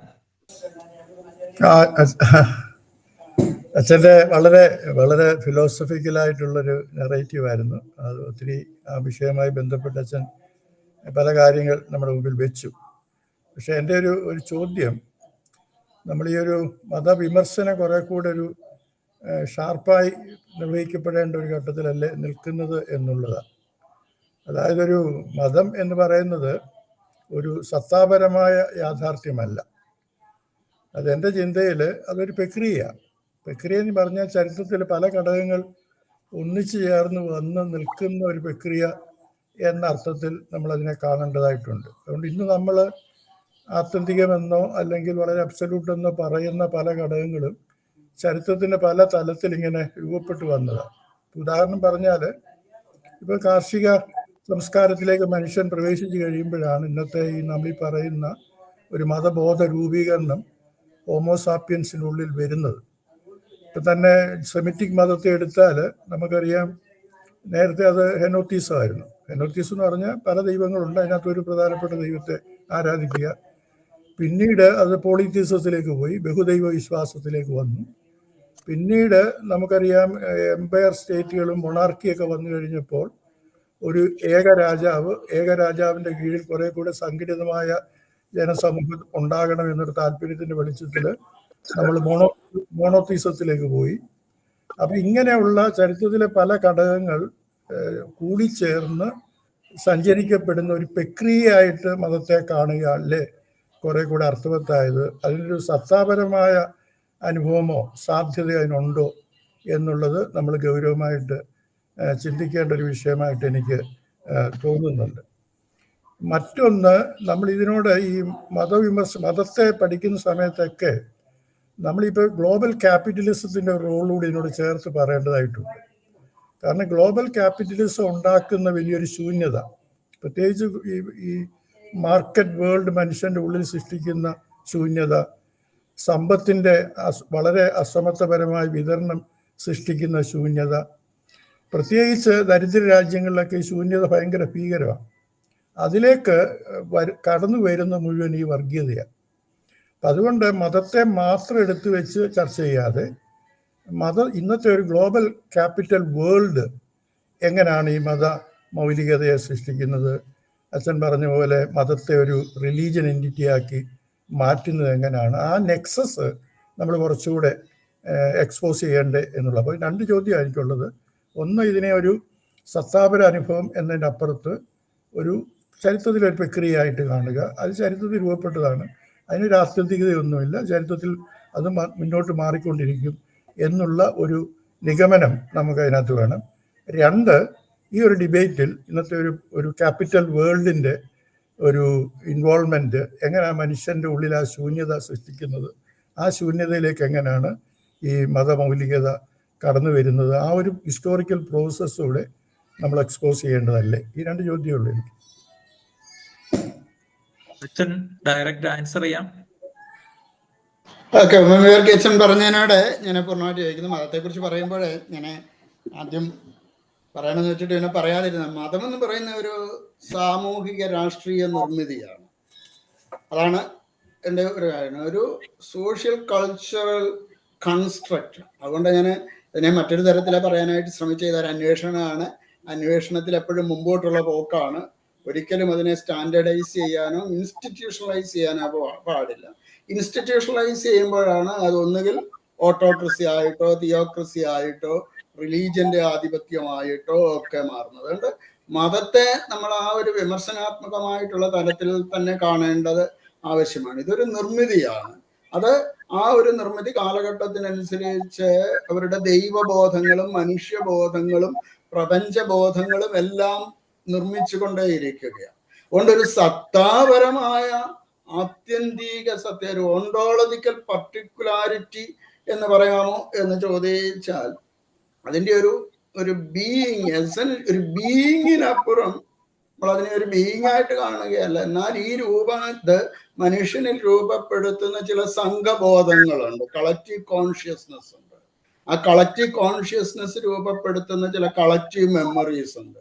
ആ കളക്റ്റീവ് മെമ്മറീസ് ആണ് പിന്നെ ഒരു തരത്തില് എൻ്റെ ഒരു ചിന്തയിൽ അത് സ്റ്റാൻഡേർഡൈസ് ചെയ്യുകയും ഇങ്ങനെ ഉള്ള സ്ഥാനസ്ഥിതമാക്കപ്പെട്ട ചില മതങ്ങളായിട്ടോ വിശ്വാസധാരകളായിട്ടോ ഇൻസ്റ്റിറ്റ്യൂഷൻസ് ആയിട്ടോ മാറും. അതുകൊണ്ട് ഇതൊരു നിർമ്മിതിയാണ്. ആ നിർമ്മിതി എന്ന് പറയുമ്പോൾ തന്നെ ആ നിർമ്മിതി ആയതുകൊണ്ട് തന്നെയാണ് ഇത് നിരന്തരം നവീകരിക്കപ്പെടുകയും റീഡിഫൈൻ ചെയ്യപ്പെടുകയും റീകോൺഫിഗർ ചെയ്യപ്പെടുകയും ചെയ്യേണ്ടി വന്നു. അല്ലാത്തിടത്തെല്ലാം ഈ മതത്തിന്റെ ഒരു പ്രസക്തി നഷ്ടപ്പെടും. ഇന്ന് നമ്മൾ കാണുന്ന ഇതിന്റെ എല്ലാം ഒരു ദോഷം എന്ന് പറയുന്നത് ഈ ഒരു പ്രോസസ്സിൽ പങ്കുചേരാനായിട്ട് നമുക്ക് കഴിയാതെ പോകുന്നു.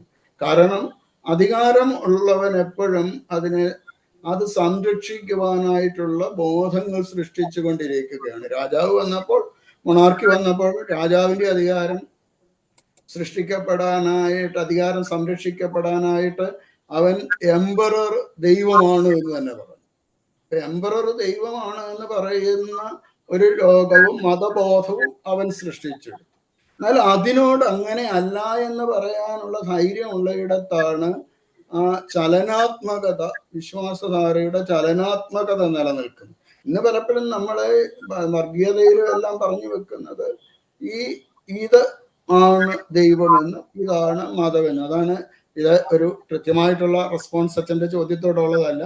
എന്നാൽ മതത്തെ ഒരു സത്താപരമായ ഒരു പർട്ടിക്കുലാരിറ്റി എന്നതിനപ്പുറം ഇതൊരു കൺസ്ട്രക്റ്റ് ആണ് എന്നും ഇത് നിരന്തരം നവീകരിക്കപ്പെടുകയോ അല്ലെങ്കിൽ പുനർവായിക്കപ്പെടുകയോ പുനരാഖ്യാനം ചെയ്യപ്പെടുകയോ ചെയ്യേണ്ട ഒന്നാണ് എന്നുമുള്ള ഒരു ചിന്തശക്തിയാണ്. അല്ലെങ്കിൽ മതത്തെക്കുറിച്ച് പറയുമ്പോൾ രണ്ട് കാര്യങ്ങൾ നമ്മൾ പറയാവുന്ന, ഒന്ന് ചില അതിരുകൾ അത് സൃഷ്ടിക്കും, ചില അരുതുകൾ സൃഷ്ടിക്കും. അരുതുകളും അതിരുകളും സൃഷ്ടിക്കപ്പെടുന്ന ഇടത്ത് പിന്നെ അത് ജീർണതയുടെ ഒരു തീവ്ര അനുഭവമായിട്ട് മാറുന്നു. അവിടെ അതിൻ്റെ ഒരു ചലനാത്മകതയും അത് നിരന്തരം മുമ്പോട്ട് പോകുന്ന ഒരു പ്രോസസ്സിന്റെ ഭാഗം അല്ലാതാവുകയും ചെയ്യുന്നുണ്ട്. പിന്നെ മതത്തിൽ എപ്പോഴും ഉള്ളത്, മതത്തെ അത് നിർവചിക്കുന്ന സാമ്പത്തിക ക്രമവും സാമ്പത്തിക വ്യവസ്ഥിതിയും, ഓരോ സാമ്പത്തിക ക്രമത്തിലും നിലനിൽക്കാൻ അതിനെ പരിരക്ഷിക്കുന്ന ഒന്നായിട്ട് മതത്തെ നിർവചിച്ചെടുക്കുകയും ഈ ക്യാപിറ്റലിസ്റ്റോ ഏത് ഒരു സാമ്പത്തിക ബോധമാണെങ്കിലും അത് മനുഷ്യന്റെ ഉള്ളിൽ സൃഷ്ടിക്കുന്ന ശൂന്യതകൾ അത് അന്യവൽക്കരണത്തിലേക്ക് നയിക്കുന്നതാണ്. അത് ചിലപ്പോൾ അടിമത്തത്തിലേക്ക് നയിക്കുന്നത്. അതുകൊണ്ടാണ് ചിലപ്പോഴും മതത്തെക്കുറിച്ച് നിർവചിക്കുമ്പോൾ പറയുന്നത്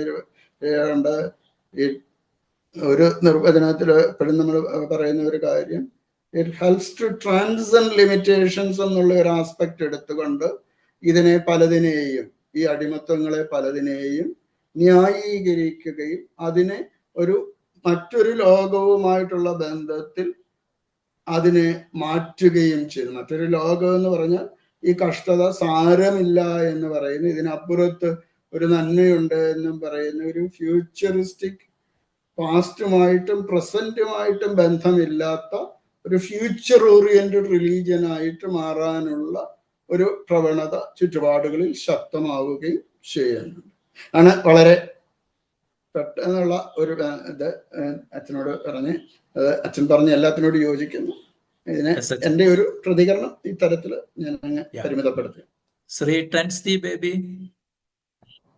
ഇവിടെ ഞാൻ കേട്ടതിൽ നിന്ന് ഈ മതം എന്ന് പറയുന്ന ഒരു സാംസ്കാരിക സാമൂഹ്യ നിർമ്മിതിയാന്ന് പറയുമ്പോൾ തന്നെ നമ്മുടെ വി സുരേശൻ പറഞ്ഞിരുന്നു, ചില അതിരുകളും ചില അരുതുകളും ഒക്കെ ഈ മതത്തിൽ വരുന്നുണ്ടെന്ന്. അതേസമയം തന്നെ മതേതര രാഷ്ട്രം കെട്ടിപ്പിടിക്കുന്ന ന്യൂനപക്ഷ സമൂഹവും ഭൂരിപക്ഷ സമൂഹവും കേൾക്കുവാനും അതുപോലെ തന്നെ ഇടപെടുവാനും സംസാരിക്കാനും ഒക്കെ ഉള്ള ഒരു വേദി, അല്ലെ അതിനുള്ള ആ ഒരു അനുഭവത്തൂടെ കടന്നു പോകുന്നില്ലാത്തൊരു സാഹചര്യമാണ് ഇപ്പോൾ ഉള്ളത്. അപ്പൊ എപ്പോഴായാലും ഇത് ഫ്രാഗ്മെന്റേഷനായിട്ട് നിൽക്കുന്ന ഒരു അവസ്ഥയല്ലേ വരുന്നത്. അപ്പൊ ഇതിനൊരു മാറ്റം ഉണ്ടാവുമോ എന്നുള്ളതാ ഒരു ചോദ്യം. കാരണം മതം അങ്ങനെയുള്ള ഒരു രീതിയിലേക്ക് വന്നു. ഭൂരിപക്ഷത്തിന്റെ ആവശ്യവും അതുപോലെ ന്യൂനപക്ഷത്തിന്റെ ആവശ്യവും തമ്മിലുള്ള എപ്പോഴും ഒരു തർക്കം വരുന്ന ഒരു സാധനം. അപ്പൊ പാരസ്പര്യത്തിന്റെ ഒരു മനോഭാവം ഉൾക്കൊള്ളുക എന്ന് പറയുമ്പോൾ ന്യൂനപക്ഷവും ഭൂരിപക്ഷവും ഇവിടെ എങ്ങനെ സാധിക്കുമെന്നുള്ളതാണ്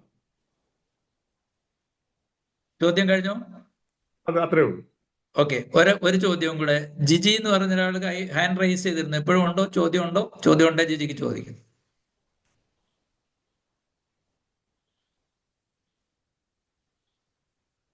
ഇല്ലെങ്കിൽ ഓക്കെ, അച്ഛൻ ടെൻസ്റ്റി ബേബിയുടെ ചോദ്യത്തിന് ആൻസർ. ഇതൊരു ഇഷ്യൂ ആണ്. കാരണം ഇങ്ങനെ ഒരു സാഹചര്യം നിലനിൽക്കുമോ? അത് ഉണ്ടാകാത്തയിടത്തോളം ആ ഒരു സാഹചര്യം നമുക്ക് ഇങ്ങനെ പറഞ്ഞാൽ ആ ഒരു ബോധതലത്തിലേക്ക് വരാനൊക്കാത്തയിടത്തോളം ഈ ശിഥിലീകരണങ്ങൾ നടന്നുകൊണ്ടേ ഇരിക്കും എന്നുള്ളതാണ്. നമ്മളൊരു കോ എക്സിസ്റ്റൻസിന് പോകുമ്പോൾ പോലും ഉള്ള, അതുകൊണ്ടാണ് ഞാൻ പ്രോ എക്സിസ്റ്റൻസ് എന്നുള്ളൊരു വാക്ക്, ഒരു കോ എക്സിസ്റ്റൻസിന് പോകുമ്പോൾ പോലും അടുത്തിരിക്കുന്നവൻ എൻ്റെ നിലനിൽപ്പിന് ഭീഷണിയല്ലാത്തോളമേ ഞാൻ അവനെ സഹിക്കത്തുള്ളൂ. എന്നാൽ അതിനപ്പുറത്തേക്ക് എൻ്റെ നിലനിൽപ്പ് തന്നെ മറ്റുള്ളവരുമായിട്ട് ബന്ധപ്പെട്ടാണ് എന്നുള്ള ഒരു ബോധതലത്തിലേക്ക് മതം എന്ന് പറയുമ്പോൾ ഒരു വിശ്വാസ സമൂഹത്തിന് പ്രവേശിക്കാൻ കഴിയുമ്പോൾ, ഇപ്പം നമ്മളിത് ഒരു മതത്തെ അടച്ചു പറയേണ്ട ആവശ്യമില്ല. അതിനകത്തെ ചില സെഗ്മെന്റ്സ്, ചില വ്യക്തികൾ, ചില ഗ്രൂപ്പുകൾ, അവരാണ് ഈ ഇടപെടലുകളെല്ലാം നടത്തുന്നത്. അപ്പം അവിടെ വേണ്ടത് മതത്തിനുള്ളിൽ തന്നെ ഇതിനോടുള്ള ഒരു ഇത്തരം പ്രവണതകളോടുള്ള ഒരു ചെറുത്തുനിൽപ്പുണ്ടാവണം. അതുണ്ടാകാത്ത ഇടത്തോളം ഇത് നടക്കുകയല്ല. കാരണം ഈ ഒരു മതം മുഴുവനും കൂടെയല്ല ഇതെല്ലാം ചെയ്യുന്നത്. ഇതൊരു വളരെ വളരെ കൃത്യമായിട്ട് രൂപപ്പെടുത്തുന്ന ചില കാര്യങ്ങൾ അവർ ചെയ്യുന്നു. ചില ആശയപരമായിട്ടോ പ്രത്യയശാസ്ത്രപരമായിട്ടോ ഉള്ള ചില ഊന്നലുകൾ അതിനെ സാധിച്ചെടുക്കാനായിട്ട് ഉപയോഗിക്കപ്പെടുകയാണ്. അതുകൊണ്ട് മതത്തെ മുഴുവനും കൂടെ നമ്മൾ പറയുകയല്ല, അതിനുള്ളിൽ തന്നെയുള്ള വളരെ കൃത്യമായ ചില വിന്യാസങ്ങൾ, ഗ്രൂപ്പുകളുടെ വിന്യാസങ്ങളും അവർ രൂപപ്പെടുത്തുന്ന ചില ഇഷ്യൂസിനോട് അതിനുള്ളിൽ തന്നെ ഒരു ചെറുത്ത് നിൽപ്പുണ്ടാകണം. അപ്പം മതത്തിനുള്ളിലെ ഭൂരിപക്ഷ മതത്തിലും ന്യൂനപക്ഷ മതത്തിനുള്ളിലും വേണ്ടിയത് ഈ ഒരു ചെറുത്തുനിൽ. ഇതല്ല ഈ വിശ്വാസധാര എന്ന് പറയാനുള്ള ഒരാർജവത്വം ഉണ്ടാകാത്തിടത്തോളം ഈ അന്വേഷണങ്ങൾ അല്ലെങ്കിൽ ഈ സംഭാഷണങ്ങൾ നടക്കുകയില്ല. നമ്മളെല്ലാത്തിനെയും മൊത്തത്തെ അടച്ച് ഇത് ത്രെട്ടാണെന്നോ അല്ലെങ്കിൽ ഇത് ഭീഷണിയാണെന്നോ പറയുന്നതിനപ്പുറം ഇതിനെ തിരിച്ചറിയുകയും അവിടെ ഇങ്ങനെയുള്ളതിനെ മതത്തിന് അല്ലെങ്കിൽ ആ വിശ്വാസ സമൂഹത്തിന് ഒറ്റപ്പെടുത്താനായിട്ട് കഴിയുകയും ചെയ്യുന്ന ഇടത്താണ് ഇത് പ്രസക്തമാകുന്നത്. ഇന്ന് പക്ഷെ ഫലത്തിൽ പലപ്പോഴും അത് നടക്കുന്നില്ല. ഇവര് നിർവചിക്കുന്ന അജണ്ടയ്ക്കൊത്ത് അതിനകത്ത് മീഡിയയുടെ റോളുണ്ട്, മീഡിയയ്ക്ക് പിന്നിലുള്ള സാമ്പത്തിക സ്രോതസ്സുകളുണ്ട്, പല കാര്യങ്ങളായി. ഇപ്പൊ നമ്മൾ പറയുന്നു ഇന്ന് ഞാൻ എന്ത് ചിന്തിക്കണമെന്ന് തീരുമാനിക്കുന്നത് രാവിലെ ഞാൻ കേൾക്കുന്ന യൂട്യൂബും മീഡിയയും എല്ലാമാണ്. അത് നമ്മളൊരു പോസ്റ്റ് ട്രൂത്തിന്റെ അല്ലെങ്കിൽ പോസ്യൂമിന്റെ ഒക്കെ ഒരു ലോകത്ത് നിലനിൽക്കുമ്പോൾ എൻ്റെ ചിന്താധാരകളെ പോലും സ്ലേവാണ്. ഞാനിപ്പോ ഒരു സ്ലേവാണ്, അടിമയാണ് ഇങ്ങനെയുള്ളതിന്. അതിന്റെ പിന്നിലാണ് ഈ ഒരു ക്യാപിറ്റലിസ്റ്റ് മോഡ് അല്ലെങ്കിൽ ആധിപത്യമുള്ള സാമ്പത്തിക ക്രമങ്ങൾ നിർവചിക്കുന്ന ചിലതിനനുസരിച്ച് പോകുന്നുണ്ട്. അതിനകത്ത് നമ്മൾ പറയുമ്പോൾ ഈ ബോധങ്ങളെ സൃഷ്ടിക്കുന്നതിലുള്ള ഒരു സാമ്പത്തിക ക്രമങ്ങളുടെ സ്വാധീനങ്ങൾ ഉൾപ്പെടെ നമ്മൾ ചിന്തിക്കേണ്ടത് ആവശ്യം. അപ്പം അതിനോടുള്ള ഒരു ചെറുത്തുനിൽപ്പ് സാധ്യമാകണം. അവിടെയാണ് നമുക്ക് പ്രസക്തമായിട്ട് തീരും. നമുക്ക് 2-3 ആളുകളുടെ ഹാൻഡ് റൈസ് ചെയ്തിട്ടുണ്ട്. നമുക്ക് ഓരോരുത്തരായിട്ട് ഞാൻ വിളിക്കാം. പ്രിയപ്പെട്ട ഇട്ടി സാർ ഇപ്പം എല്ലാവർക്കും സ്നേഹവന്ദനം. പ്രത്യേകിച്ച് വളരെ ആധികാരികമായ രീതിയിൽ വിഷയം അവതരിപ്പിച്ചതായിട്ടുള്ള വി എസ് വർഗീസ് അച്ഛനെ അനുമോദിക്കുന്നു. എന്നാൽ മതം എന്ന് പറയുന്നത്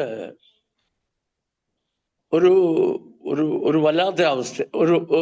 കാരണം ഇപ്പം തന്നെ ഇന്ന് നടന്ന അല്ലെങ്കിൽ ഈ അടുത്ത കാലത്ത് നടന്ന കാര്യം തന്നെ ഒന്ന് വിശകലനം ചെയ്താൽ അറിയാം. ഇപ്പം ഈ സിസ്റ്റർ വന്ദനയും സിസ്റ്റർ പ്രിയയും അറസ്റ്റിലായി കഴിഞ്ഞപ്പോൾ ഇവിടുത്തെ പ്രത്യേകിച്ച് ക്രൈസ്തവ മത സമൂഹങ്ങൾ പ്രകടിപ്പിച്ചതായ മനോഭാവവും, എന്നാൽ കുറെ നാളുകൾക്ക് മുമ്പ് സ്റ്റാൻ സ്വാമി ഇവിടെ ഈ സിസ്റ്റേഴ്സ് കൊല്ലപ്പെടുകയൊന്നും ചെയ്തിട്ടില്ല, അറസ്റ്റ് ചെയ്യപ്പെട്ടു, ജയിലിൽ 8-9 ദിവസം പാർപ്പിക്കപ്പെട്ടു, അത്രയും മാത്രമേ സംഭവിച്ചുള്ളൂ.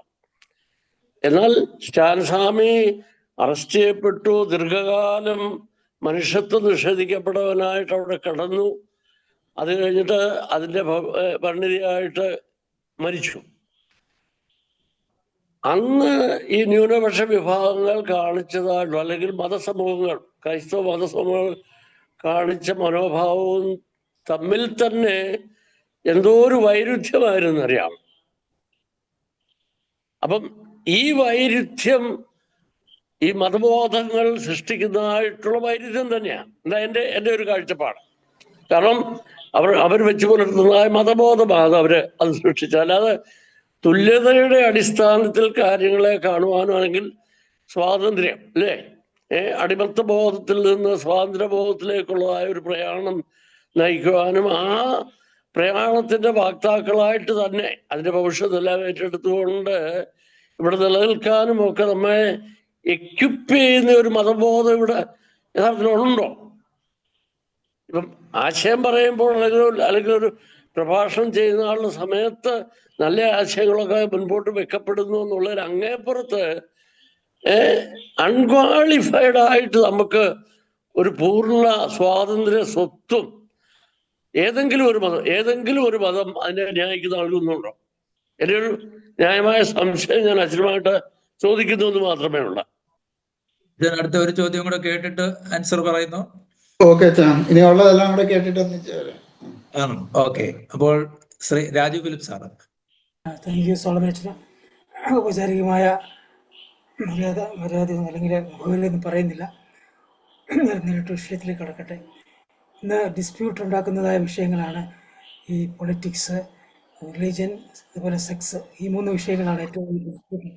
കാരണം ഏറ്റവും വൈകാരികമായിട്ടുള്ള സമീപനമാണ് ഈ 3 വിഷയത്തോടുള്ളത്. അപ്പോൾ അതുകൊണ്ട് റിലീജിയൻ ഈ പറയുന്നതായിട്ടുള്ള ഒരു വൈകാരിക വിഷയമാണെന്ന് കരുതുന്നു. അപ്പം അതുകൊണ്ട് തന്നെയാണ് ഈ റിലിജിയൻ, ഞാൻ മതം എന്നുള്ള രീതിയിനേക്കാൾ ഉപരിയായിട്ട് അത് ജാതി ചിന്തയായിട്ടും അതുപോലെ വളരെയധികം എന്നാ പറയുന്നത് വരേണ്യവർഗവും താഴെയുള്ളതായിട്ടുള്ള വർഗത്തെ എപ്പോഴും അടിമപ്പെടുത്തിക്കൊണ്ടിരിക്കുകയാണ്.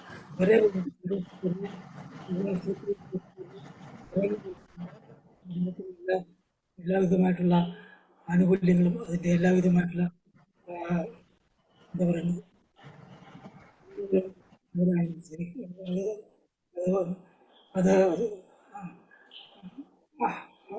അവരാണത് അവർക്കാണ് ലഭിക്കുന്നത്. അപ്പോൾ അതേസമയം ഭൂരിപക്ഷമുള്ളതായിട്ടുള്ള ഈ പറയുന്നതായിട്ടുള്ള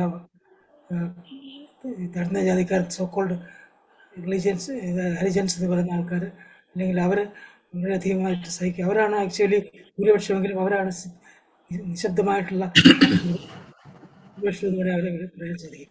ഈ ഭൂരിപക്ഷമായിട്ടുള്ള ശബ്ദമില്ലാത്ത ഭൂരിപക്ഷമാണ് ഈ ന്യൂനപക്ഷം എന്ന് വേണം പറയാൻ സാധിക്കും. അപ്പം ന്യൂനപക്ഷം ഭൂരിപക്ഷം എന്നൊക്കെ പറയുന്നതിൽ വലിയ അർത്ഥമൊന്നുമില്ല. തീർച്ചയായിട്ടും ഈ മതത്തിനകത്തെ ഉള്ളിൽ തന്നെ ഉള്ളതായിട്ടുള്ള ഈ ഭിന്നത, അതായത് ഉള്ളവരും ഇല്ലാത്തവരും തമ്മിലുള്ളതായ ഭിന്നത എല്ലാ മതത്തിനും ഉള്ളതാണ്. ഭൂരിപക്ഷ വരേണ്യ ഈ എണ്ണത്തിൽ ന്യൂനപക്ഷമായിട്ടുള്ള വരേണ്യവർഗം, എണ്ണത്തിൽ ഭൂരിപക്ഷമായിട്ടുള്ള താഴ്ന്ന ആൾക്കാരെ, അല്ലെങ്കിൽ അവരെ തീർച്ചയായിട്ടും അവരെ ഭരിക്കുകയും അവരെ നിയന്ത്രിക്കുകയൊക്കെയാണ് ചെയ്യുന്നത്. അപ്പോൾ തീർച്ചയായിട്ടും ഞാനിവിടെ പറഞ്ഞു വരുന്നത് ഈ സെമിറ്റിക് മതങ്ങളായിട്ടുള്ള ക്രിസ്ത്യൻ റിലീജിയനും അതുപോലെ തന്നെ ഇസ്ലാം യഹൂദ മതങ്ങൾ, 3 മതങ്ങളാണ് പ്രധാനമായിട്ട് സെമിറ്റിക് മതങ്ങൾ. അത് അവിടെ ഉള്ളതായിട്ടുള്ള ഈ ഏകപക്ഷീയമായ ചിന്ത പലപ്പോഴും എൻ്റെ ദൈവത്തെ, ഞാൻ ക്രിസ്ത്യാനിയുടെ ദൈവത്തെ മുസ്ലിം അംഗീകരിക്കുന്നില്ല, ഒരു മുസ്ലിമിൻ്റെ ദൈവത്തെ ഒരു ഹിന്ദു അംഗീകരിക്കുന്നില്ല. അപ്പോൾ അവിടെ ഒരു മതങ്ങൾ തമ്മിലുള്ള സൗഹാർദ്ദം ഇല്ല. അതായത് മതങ്ങൾ എല്ലാം ഒന്ന് തന്നെയാണെന്ന് പറയുന്നതിൽ അർത്ഥമില്ല. അവിടെ അന്യോന്യം അംഗീകരിക്കാത്തതായ അവസ്ഥയാണ്. അപ്പം ഈ ഓരോ മതത്തിലുള്ളതായ വിമോചന മൂല്യങ്ങൾ, അത് എന്താണ് മനസ്സിലാക്കി വിമോചന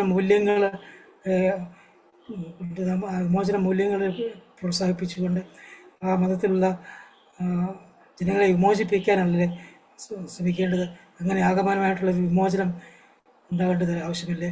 അതായത് ആഗമനമായിട്ടുള്ള വിമോചനം അല്ലെങ്കിൽ മൊത്തമായിട്ടുള്ള ഒരു ഹോളിസ്റ്റിക് വിമോചനമല്ലേ ആവശ്യമെന്നാണ് എനിക്ക് ചോദിക്കാനുള്ളത്. ബാക്ക് ടു സോളമേച്ചൻ. താങ്ക് യു സാറേ. ഇപ്പോൾ വിൽസൺ സാറ്.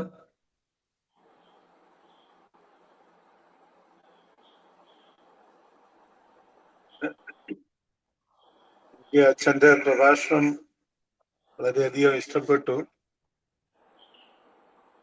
എന്നാല് അല്പം ഫിലോസഫിക്കലായിട്ട് പോയില്ലേ എന്നൊരു സംശയമുണ്ട്. കാരണം എന്താന്ന് ചോദിച്ചാൽ ഇന്നത്തെ ഇന്ത്യൻ സാഹചര്യം എന്ന് പറയുന്നത് വളരെയധികം കലുഷിതമായിരിക്കുന്ന ഒരു സമയത്താണ് ഇങ്ങനെ ഒരു ചർച്ച ഉണ്ടായിരിക്കുന്നത്. ആ സമയത്ത് ഇവിടുത്തെ പങ്കാളികളുടെ അല്ലെങ്കിൽ കേൾവിക്കാരുടെ മനസ്സിൽ ഇന്നത്തെ ഇന്ത്യൻ സാഹചര്യവുമായിട്ട് ബന്ധപ്പെടുത്തി കുറെ കൂടെ പറയുമെന്നൊരു പ്രതീക്ഷ ഉണ്ടായിരുന്നു എന്ന് എനിക്ക് തോന്നുന്നുണ്ട്. എന്തായാലും വളരെ ആഴത്തിലുള്ള ഒരു പ്രസന്റേഷനാണ് അച്ഛൻ ചെയ്തത്. എനിക്ക് 2-3 ചോദ്യങ്ങളുള്ളത്. ഒന്നാമത് ഞാൻ ചോദിക്കാൻ ആഗ്രഹിക്കുന്ന അച്ഛൻ വളരെ എംഫസൈസ് ചെയ്ത് പറഞ്ഞ ഒരു കാര്യമുണ്ട്. ഈ മതങ്ങളെല്ലാം പ്രകൃതിയുടെ താളം കണ്ടെത്തുവാനായിട്ട് ശ്രമിക്കണം. താളം കണ്ടെത്തി കഴിയുമ്പോൾ എല്ലാ പ്രശ്നം പരിഹരിക്കപ്പെടും, എല്ലാം നോർമലായിട്ട് വരും. അത് പ്രകൃതിയുടെ താളം ഓരോ മതവും കണ്ടെത്തണമെന്ന് അച്ഛൻ വളരെയധികം ഊന്നൽ കൊടുത്ത് പറഞ്ഞു. വളരെ ശരിയാണത്. എങ്കിൽ പോലും എന്റെ മതം എന്നെ, ഞാനൊരു ക്രിസ്ത്യൻ മതത്തെ പറ്റി അല്ല പറയുന്നത്, എന്റെ മതം എന്നെ പഠിപ്പിക്കുന്നത് അതല്ല എങ്കിൽ ഞാൻ ഈ പ്രകൃതിയുടെ താളം കണ്ടെത്തുവാനായിട്ട് എങ്ങനെ ശ്രമിക്കും? എന്റെ മതം പറയുന്നു മറ്റുള്ളവരെ, എന്റെ മതത്തെ അംഗീകരിക്കാത്തവരെ തകർക്കുകയാണെങ്കിൽ അത് ആണ് എനിക്ക് രക്ഷയ്ക്കുള്ള ഒരു മാർഗം എന്ന് പറയുന്നു. അതുപോലെ എന്റെ മതം വേറെ രീതിയിൽ പിന്നെ എന്റെ ദൈവം അല്ലാതെ മറ്റൊരു ദൈവം ഇല്ല എന്ന് പഠിപ്പിക്കുന്നു. അപ്പോഴേ അതാണ്, അതിനുവേണ്ടി ഞാൻ ജീവിക്കുന്നു. അങ്ങനെ വ്യത്യസ്തമായ മതങ്ങൾ വ്യത്യസ്തമായ രീതിയിൽ ഓരോ വ്യക്തിയെയും അവനെ അങ്ങോട്ട് ആനയിച്ചു പോകുമ്പോൾ എങ്ങനെ ഈ പ്രകൃതിയുടെ താളം കണ്ടെത്താൻ ഓരോ വ്യക്തിക്കും സാധിക്കും, അല്ലെ ഓരോ മതത്തിനും സാധിക്കും എന്നുള്ളതിനാണ് എന്റെ ഒന്നാമത്തെ ചോദ്യം. അതെന്ന് വെച്ചാൽ വിശദീകരിച്ചാൽ കൊള്ളാം. രണ്ടാമത്, ഭൂരിപക്ഷ മതവും ന്യൂനപക്ഷ മതവും ഉള്ള ഒരു രാജ്യത്താണ് നമ്മൾ താമസിക്കുന്നത്. പ്രത്യേകിച്ച് ഇന്ന് ഇന്ത്യയിലെ ന്യൂനപക്ഷത്തിന് ചില അവകാശങ്ങളൊക്കെ ഭരണഘടന വാഗ്ദാനം ചെയ്യുന്നുണ്ട്. പ്രത്യേകിച്ച് വിദ്യാഭ്യാസ കാര്യത്തിലൊക്കെ ന്യൂനപക്ഷങ്ങൾക്ക് പ്രത്യേക അവകാശങ്ങളൊക്കെ കൊടുത്തിട്ടുണ്ട്.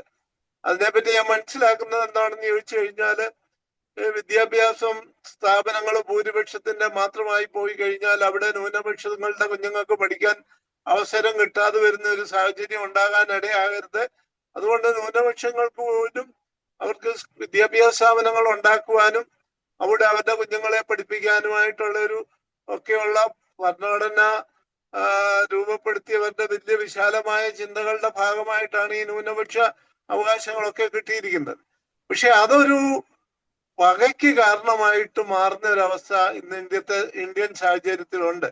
ന്യൂനപക്ഷത്തിന് എന്തോ ഒരു ഭൂരിപക്ഷത്തിന് ഇല്ലാത്തത് കിട്ടിയെന്നുള്ളത് കൊണ്ട് ന്യൂനപക്ഷത്തിനോട് വിദ്വേഷം ഉണ്ടാകുന്ന ഒരു വിദ്വേഷത്തിന് കാരണമായിട്ട് അത് മാറിയതായിട്ട് തോന്നുന്നുണ്ട്. അങ്ങനെ ഒരു കാരണമുണ്ടോ? അച്ഛന്റെ അഭിപ്രായം ഒന്ന് അറിഞ്ഞാൽ കൊള്ളാം. മൂന്നാമത്തെ ഒരു ചോദ്യം ഉള്ളത്, ഇന്നത്തെ ഇന്ത്യൻ സാഹചര്യത്തില് മതത്തിന്റെ പേരിൽ ഇവിടെ ഭരിക്കാൻ ശ്രമിക്കുമ്പോൾ ഭൂരിപക്ഷ മതത്തിലുള്ളവര് അത് പറഞ്ഞ് ഭരിക്കുകയും ന്യൂനപക്ഷത്തിലുള്ളവർ അവർക്ക് കിട്ടാവുന്ന സ്ഥലങ്ങളിലൊക്കെ അതും പറഞ്ഞ് ഭരിക്കാൻ ശ്രമിക്കുന്ന ഒരു സാഹചര്യത്തില് ഈ ഡയലോഗുകൾ പോലുള്ളതിന് ഒരു സാങ്കത്യം ഇല്ലാതെ പോവുകയല്ലേ? ഒരു വിശാലമായ കാഴ്ചപ്പാടിൽ പോകാന് ഈ ഒരു ഭരണം എന്ന് പറയുന്ന ഒരു അപകർഷണം ഉള്ളിടത്തോളം കാലം അവരവരുടെ മതത്തിന്റെ വർഗീയത ഊതിക്കത്തിച്ച് നിലനിൽക്കുവാൻ അവരവര് ശ്രമിക്കുമല്ലേ? ഇന്ത്യൻ സാഹചര്യത്തിൽ ഇന്ന് അതാണ് കാണുന്നത്. ആ ഒരു സാഹചര്യത്തില് ഈ ഡയലോഗുകളെ അല്ലെങ്കിൽ ഈ പറഞ്ഞ ഒരു പരസ്പര ഏകീകരണത്തിനുള്ള സാധ്യതയുണ്ടോ? അച്ഛന്റെ അഭിപ്രായം അറിഞ്ഞാൽ കൊള്ളാം. Thank you very much. ഇപ്പോൾ ലൂക്കോസ് ജി സാർ ചോദിക്കും. ഞാനൊരു ചെറിയ കാര്യം ചോദിച്ചോട്ടെ. നമ്മളിത് ചർച്ച തുടങ്ങിയപ്പം തൊട്ട് ഉള്ള ഘടനയാണ് മതം എന്നുള്ള ഒരു കാര്യമാണ് നമ്മൾ പ്രൊജക്റ്റ് ചെയ്യുന്നത്. നമ്മൾ ഓരോരുത്തരും ജനനം മുതൽ ഒരു ക്രിസ്ത്യൻ കുടുംബത്തിൽ ജനിച്ച ആള് ക്രിസ്ത്യാനിയാവുന്നു, ഹിന്ദു കുടുംബത്തിൽ ജനിച്ച ആള് ഹിന്ദുവായിട്ടും മുസ്ലിമുമായിട്ടും അവർ ജീവിച്ചു പോകുന്നു. പക്ഷെ അവരുടെ വിശ്വാസത്തിൻ്റെ വ്യതിയാനമല്ലേ ഈ പ്രശ്നം. ആരും നമ്മൾ മതം ആരെങ്കിലും കത്തോലിക്ക സഭയായാലും മർത്തോമ സഭയായാലും സുവിശേഷീകരണം നടത്തുന്നത് ഭൗതികമായിട്ട് അവരെ ഉന്നതിയിലേക്ക് കൊണ്ടുവരാൻ വേണ്ടിയാണ്, വിദ്യാഭ്യാസപരമായിട്ടും ശാരീരികമായിട്ടുള്ള. അപ്പോൾ അവിടെ വിശ്വാസത്തിന് കൊണ്ടുവരുന്നതല്ല, മതം മാറ്റുന്നില്ലല്ലോ ഒരിക്കലും. അന്നേരം എൻ്റെ ചോദ്യം, ഈ മതവും വിശ്വാസവും ഒരേപോലെ പോകുന്നത് എങ്ങനെയാ? രണ്ടും രണ്ടല്ലേ? അതാണ് പ്രിയപ്പെട്ട അച്ഛൻ കൂടി കേൾക്കാൻ ആഗ്രഹിച്ചുകൊണ്ട് ചോദിച്ചതാണ്. ഓക്കെ അച്ഛൻ പ്ലീസ്. ഓക്കെ, വളരെ സമയമെടുത്ത് ചർച്ച ചെയ്യേണ്ട വിഷയങ്ങളാണ് ചോദിച്ചതെല്ലാം. അത് തന്നെ സമയം ഒരുപാടായതുകൊണ്ട് ഞാൻ വളരെ പെട്ടെന്ന് എന്നോട് എല്ലാത്തിനോടും റെസ്പോണ്ട് ചെയ്യാനായിട്ട് തന്നെ സമയം ഇല്ല. എന്നാൽ കമ്പിവാലയ, കാരണം ഞാൻ ചിലപ്പോൾ ഇങ്ങനെ നീട്ടി അങ്ങ് പറയുന്നതുകൊണ്ട് 59-53 അതുകൊണ്ട് നിർത്തേണ്ട സമയമൊക്കെ ആകുന്നല്ലോ, അതുകൊണ്ട് പെട്ടെന്ന് ഞാൻ ഇറ്റിസാർ ഉയർത്തിയ ഇഷ്യൂ വളരെ പ്രധാനമാണ്. ഇവിടെ പലപ്പോഴും നമ്മളുടെ റെസ്പോൺസ് പോലും സെലക്റ്റീവായിട്ടാണ് മാറുന്നത്. ഒരു ഇഷ്യൂവിനോട് നമ്മൾ സെലക്റ്റീവ് റെസ്പോൺസും സെലക്റ്റീവ് എൻകൗണ്ടറുമാണ് നടത്തുന്നത്. ഇപ്പൊ സ്റ്റാൻസ്വാമിയുടെ വന്നപ്പോഴും ഇപ്പോൾ വന്നപ്പോഴും ഓരോ ഇഷ്യൂസ് വരുമ്പോഴും അറിഞ്ഞോ അറിയാതെ ഒരു സെലക്റ്റീവ് ആകുന്നതിന്റെ പിന്നിലുള്ള ഒരു പൊളിറ്റിക്സ് തന്നെ നമ്മൾ കണ്ടെത്തേണ്ടത് ആവശ്യമാണ്. സാർ ഉയർത്തിയ ആ കൺസേണിനോട് ഞാൻ പൂർണ്ണമായിട്ട് യോജിക്കുന്നു. കാരണം അവിടെയുള്ള അതിന്റെ പിന്നിൽ തന്നെ നമ്മളുടെ പ്രതികരണത്തിന് പിന്നിൽ പോലും ഒരു രാഷ്ട്രീയം ഉണ്ട് എന്നുള്ളത് നമുക്ക് മറച്ചു വെക്കാനൊക്കുകയില്ല. എന്നാൽ ചില പ്രത്യേക ഇടങ്ങളിൽ വരുമ്പോൾ അത് കുറെ കൂടെ വളരെ വിസിബിളായിട്ടും വോക്കലായിട്ടും മാറുന്നു. ചിലയിടത്ത് വളരെ കൊച്ചു ഗ്രൂപ്പുകളിൽ അതിന്റെ റെസ്പോൺസ് ഉണ്ടാകുമ്പോൾ ഇത് കുറെ കൂടെ അവിടെ ഈ ഒരു സമൂഹത്തിന്റെ ഒരു സെലക്റ്റീവ് ആയിട്ടുള്ള ചില തലങ്ങൾ നമുക്ക് കാണാനായിട്ട് കഴിയും. അത് ഒരു തരത്തിൽ അപകടകരമായിട്ടുള്ള ഒരു ട്രെൻഡാണ്. അത് നീതിയോട് പക്ഷം ചേരുമ്പോൾ അത് അപകടകരമായിട്ടുള്ള ഒരു ട്രെൻഡാണ് ഈ സെലക്റ്റീവ്. സാർ പറഞ്ഞു ആ സെലക്റ്റീവ് ആകുന്നതിന്റെ പിന്നിലുള്ള ചിലപ്പോൾ ഒരു കാരണം എന്ന് പറയുന്നത് നേരിടാവുന്ന അപകടങ്ങളെ കുറിച്ചുള്ള അമിതബോധമായിരിക്കാം. ആ അപകടങ്ങൾ തങ്ങൾക്ക് തന്നെ നഷ്ടപ്പെടാനുണ്ട് എന്നുള്ള അമിതബോധത്തിൽ നിന്ന് തന്നെ ചിലയിടത്തും ഒഴിഞ്ഞു മാറാനോ അല്ലെങ്കിൽ സൈലന്റ് ആകാനോ ഉള്ള പ്രവണത. അപ്പൊ ഈ സെലക്റ്റീവായിട്ടുള്ളിടത്ത് പലപ്പോഴും സൈലന്റ് ആകുന്നു. സൈലൻസ് തന്നെ ചിലപ്പോൾ അപകടകരവും തിന്മയ്ക്ക് കൂട്ടുനിൽക്കുന്ന ഒന്നായിട്ടും മാറുന്നുണ്ട്. ആ ഒരു യാഥാർത്ഥ്യം നമ്മൾ കാണാതെ ഇരിക്കാനൊക്കെയല്ല, അതൊരു യാഥാർത്ഥ്യം തന്നെയാണ്. ദ സൈലൻസ് സംടൈംസ് അത് ചിലപ്പോൾ നെഗേഷനെക്കാട്ടിൽ പോയിസണസ് ആയിട്ട് മാറാം, എതിർപ്പിനെക്കാട്ടിൽ പോയിസണസ് ആയിട്ട് മാറാം, അല്ലെങ്കിൽ പക്ഷം ചേരുന്നതിനേക്കാൾ പോയിസണസ് ആയിട്ട് മാറാം. അപകടത്തോട് അല്ലെങ്കിൽ ഭീഷണിയോട് പക്ഷം ചേരുന്നതിനേക്കാൾ പോയിസണസ് ആയിട്ട് ചിലപ്പോൾ മാറും. അവിടെ പുലർത്തുന്ന നിശബ്ദത കാരണം ക്രിയേറ്റീവ് ആകേണ്ടടുത്ത് അതാകാത്ത അത് ഇന്ന് പലപ്പോഴും നമ്മുടെ ചുറ്റുപാടുകളിൽ കാണുന്ന ഒരു അപകടമാണ്. അതിനെ നമ്മൾ തിരിച്ചറിയുകയും ചെയ്യേണ്ട ആവശ്യം.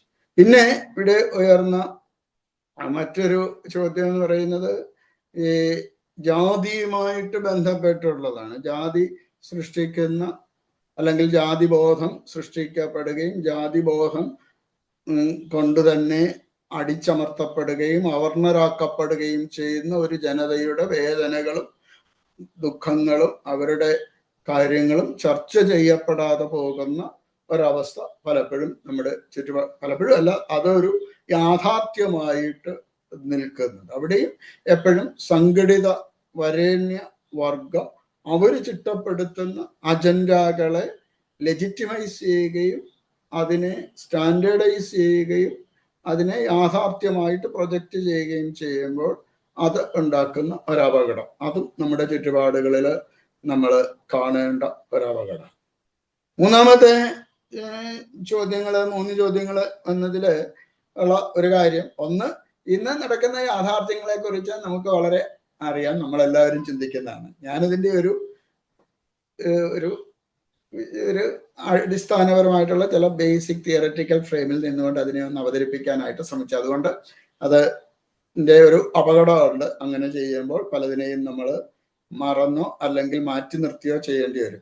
ഇന്ന് നമ്മുടെ സമൂഹത്തിൽ ഈ അടുത്ത ദിവസങ്ങളിൽ ഉണ്ടായത് ഇതുമായിട്ടൊക്കെ ബന്ധപ്പെട്ട് വായിക്കേണ്ടത് എങ്ങനെയാണ് ഒരു ഗ്രൂപ്പ് ചില കാര്യങ്ങളെ പ്രൊജക്റ്റ് ചെയ്യുമ്പോൾ അതിന് കിട്ടുന്ന അറ്റൻഷനും അത് രൂപപ്പെടുത്തുന്ന സമൂഹത്തിൽ രൂപപ്പെടുത്തുന്ന ചില മറ്റുള്ളവരെ എങ്ങനെയാണ് എനിമിയായിട്ട് ചിത്രീകരിക്കുന്നത് എന്നെല്ലാം കാണാം. കാരണം ഒരു വലിയ സമൂഹത്തിന് എനിമിയായിട്ട് കുറച്ച് ആളുകൾ മാറുന്നു. കാരണം അത് പരിവർത്തനം ഫോഴ്സാണ് അല്ലെങ്കിൽ മനുഷ്യക്കടത്താണ് എന്നൊക്കെ പറയുമ്പോൾ അതിന് കൊടുക്കുന്ന ഒരു വലിയ തലം, അതെങ്ങനെയാണ് അതിനെ ഒരു വലിയ ഇഷ്യൂ ആക്കി മാറ്റുന്നത് എന്നുള്ളതെല്ലാം നമ്മൾ കാണേണ്ടത് ആവശ്യമാണ്.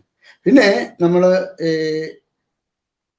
ഈ മതത്തെക്കുറിച്ചും മതബോധത്തെക്കുറിച്ചും ഒക്കെ പറയുമ്പോൾ മതബോധങ്ങൾ സൃഷ്ടിക്കപ്പെടുന്നത് മനുഷ്യ മനസ്സുകളിലാണ്. അത് വിശ്വാസവുമായിട്ട് ബന്ധപ്പെട്ട വിശ്വാസത്തിന്റെ കാലികമാണ്. എന്നാൽ ആ വിശ്വാസത്തിന് അപ്പുറത്തേക്ക് പോവുകയും ആ വിശ്വാസത്തിനപ്പുറം അതിന്റെ എക്സ്റ്റേണൽസ്, അതുകൊണ്ട് ഞാൻ ആദ്യം ഒന്ന് പറഞ്ഞത് എസൻസിനപ്പുറം വിശ്വാസത്തിൽ നമ്മൾ പറയേണ്ട തനിമയ്ക്കപ്പുറം അതിന്റെ എക്സ്റ്റേണൽസിന് പ്രാധാന്യം കൊടുക്കുകയും ആ എക്സ്റ്റേണൽസിനെ സംരക്ഷിക്കുകയും ചെയ്യേണ്ട ഇടത്ത് മതം പലപ്പോഴും തീവ്രഭാവം ഉള്ളതായിട്ട് മാറുന്നുണ്ട്. അവിടെ ഒരു അപകടം നമ്മുടെ ചുറ്റുപാടുകളിൽ നിലനിൽക്കുന്നുണ്ട്. ഇന്ന് നമ്മുടെ ചുറ്റുപാടുകളിൽ കാണുന്ന അപകടങ്ങൾ ഈ തീവ്രഭാവം നമ്മൾ കാണുന്ന ഒന്നാണ്.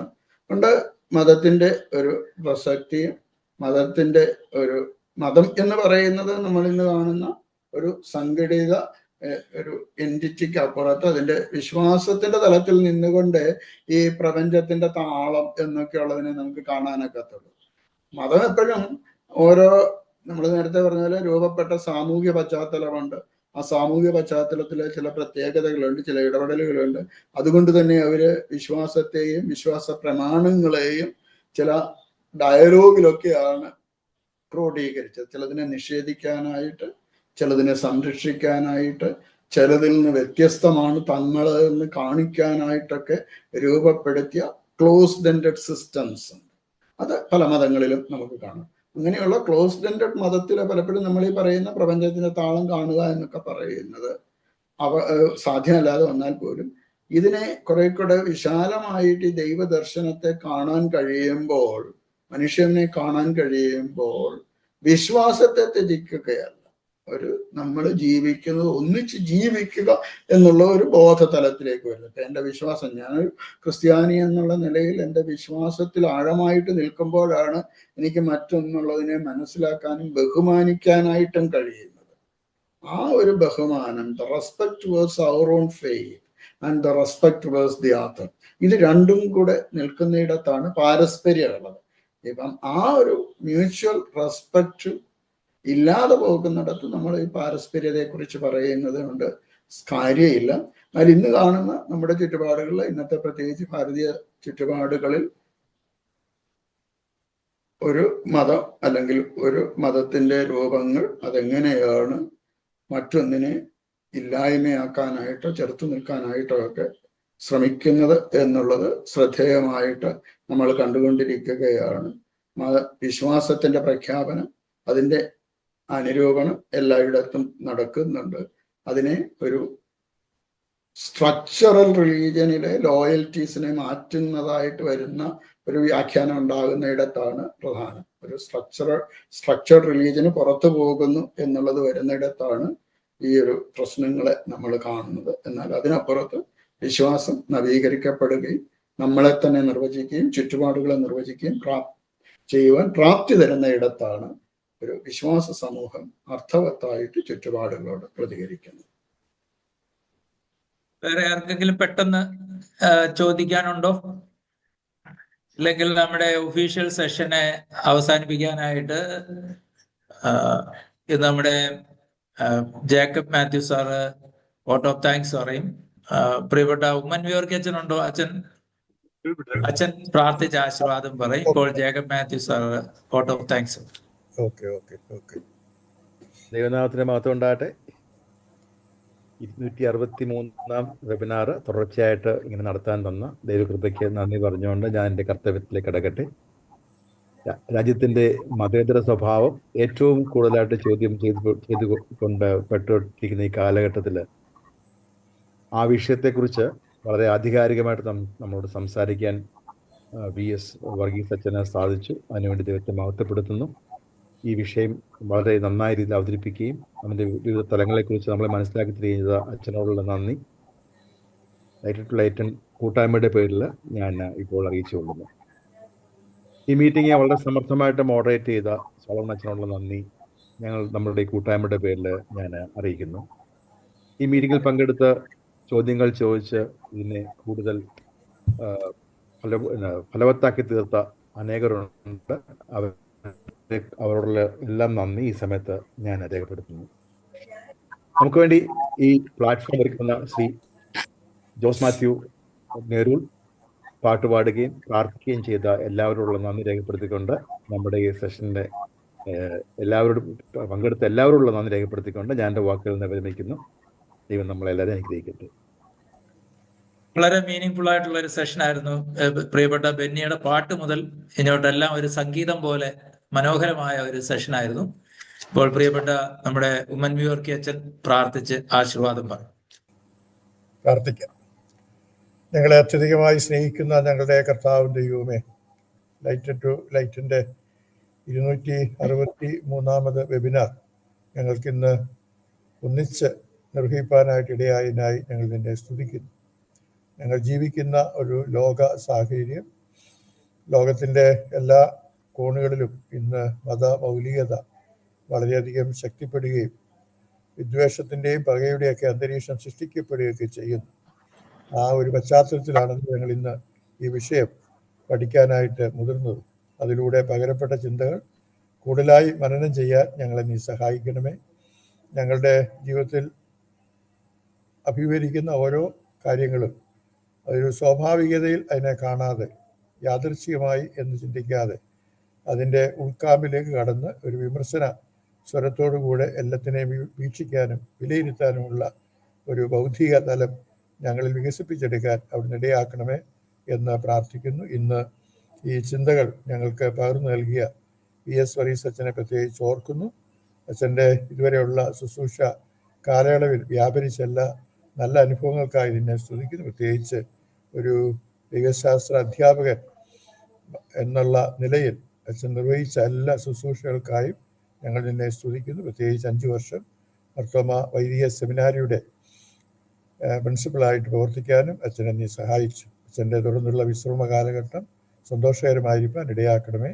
ഇന്ന് ഈ സെഷനിൽ വന്ന് പങ്കുചേർന്ന എല്ലാവർക്കും വേണ്ടി പ്രാർത്ഥിക്കുന്നു. പ്രത്യേകിച്ച് ഞങ്ങൾ ഒരു പുതിയ മാസത്തിൻ്റെ പ്രാരംഭ ദിനങ്ങളിലാണ് വന്ന് നിൽക്കുന്നത്. ഈ മാസം ഞങ്ങൾ ചെയ്യുന്ന വ്യത്യസ്ത ശുശ്രൂഷകളുണ്ടല്ലോ, അവിടെയൊക്കെ അങ്ങയുടെ കൃപ വ്യാപരിപ്പിക്കുകയും ഞങ്ങളുടെ ജീവിതത്തെ കുറെ കൂടെ മേന്മയുള്ളതും അന്വേഷണപരതയുള്ളതുമാക്കി തീർക്കാൻ അവിടുന്ന് ഇടയാക്കണമേ എന്ന് പ്രാർത്ഥിക്കുന്നു. ദൈവകൃപ കൂടെ ഇരുന്ന് ഞങ്ങളെല്ലാവരെയും കാക്കണമേ. സകല നന്മകളാലും അനുഗ്രഹങ്ങളാലും ഞങ്ങളെല്ലാവരെയും നിറച്ച് കാത്തു പരിപാലിക്കണമെന്ന് യേശു മശിഹ മൂലം ഞങ്ങൾ യാചിക്കുന്നു. കരുണയോടെ കേൾക്കണമേ. പിതാവായ ദൈവത്തിൻ്റെ സ്നേഹം, ഏകപുത്രൻ്റെ കൃപ നമ്മെ എല്ലാവരെയും ദിനംതോറും പരിപാലിച്ച് വഴി നടത്തുന്ന പരിശുദ്ധ റൂഹായുടെ സാന്നിധ്യവും സഹവാസവും നാം ഏവരുടെ മേലും നമ്മുടെ തുടർന്നുള്ള എല്ലാ നല്ല ഇടപെടലുകളുടെ മേലും ഇപ്പോഴും എല്ലായ്പ്പോഴും ഉണ്ടായിരിക്കുമാറാകട്ടെ. ആമേൻ.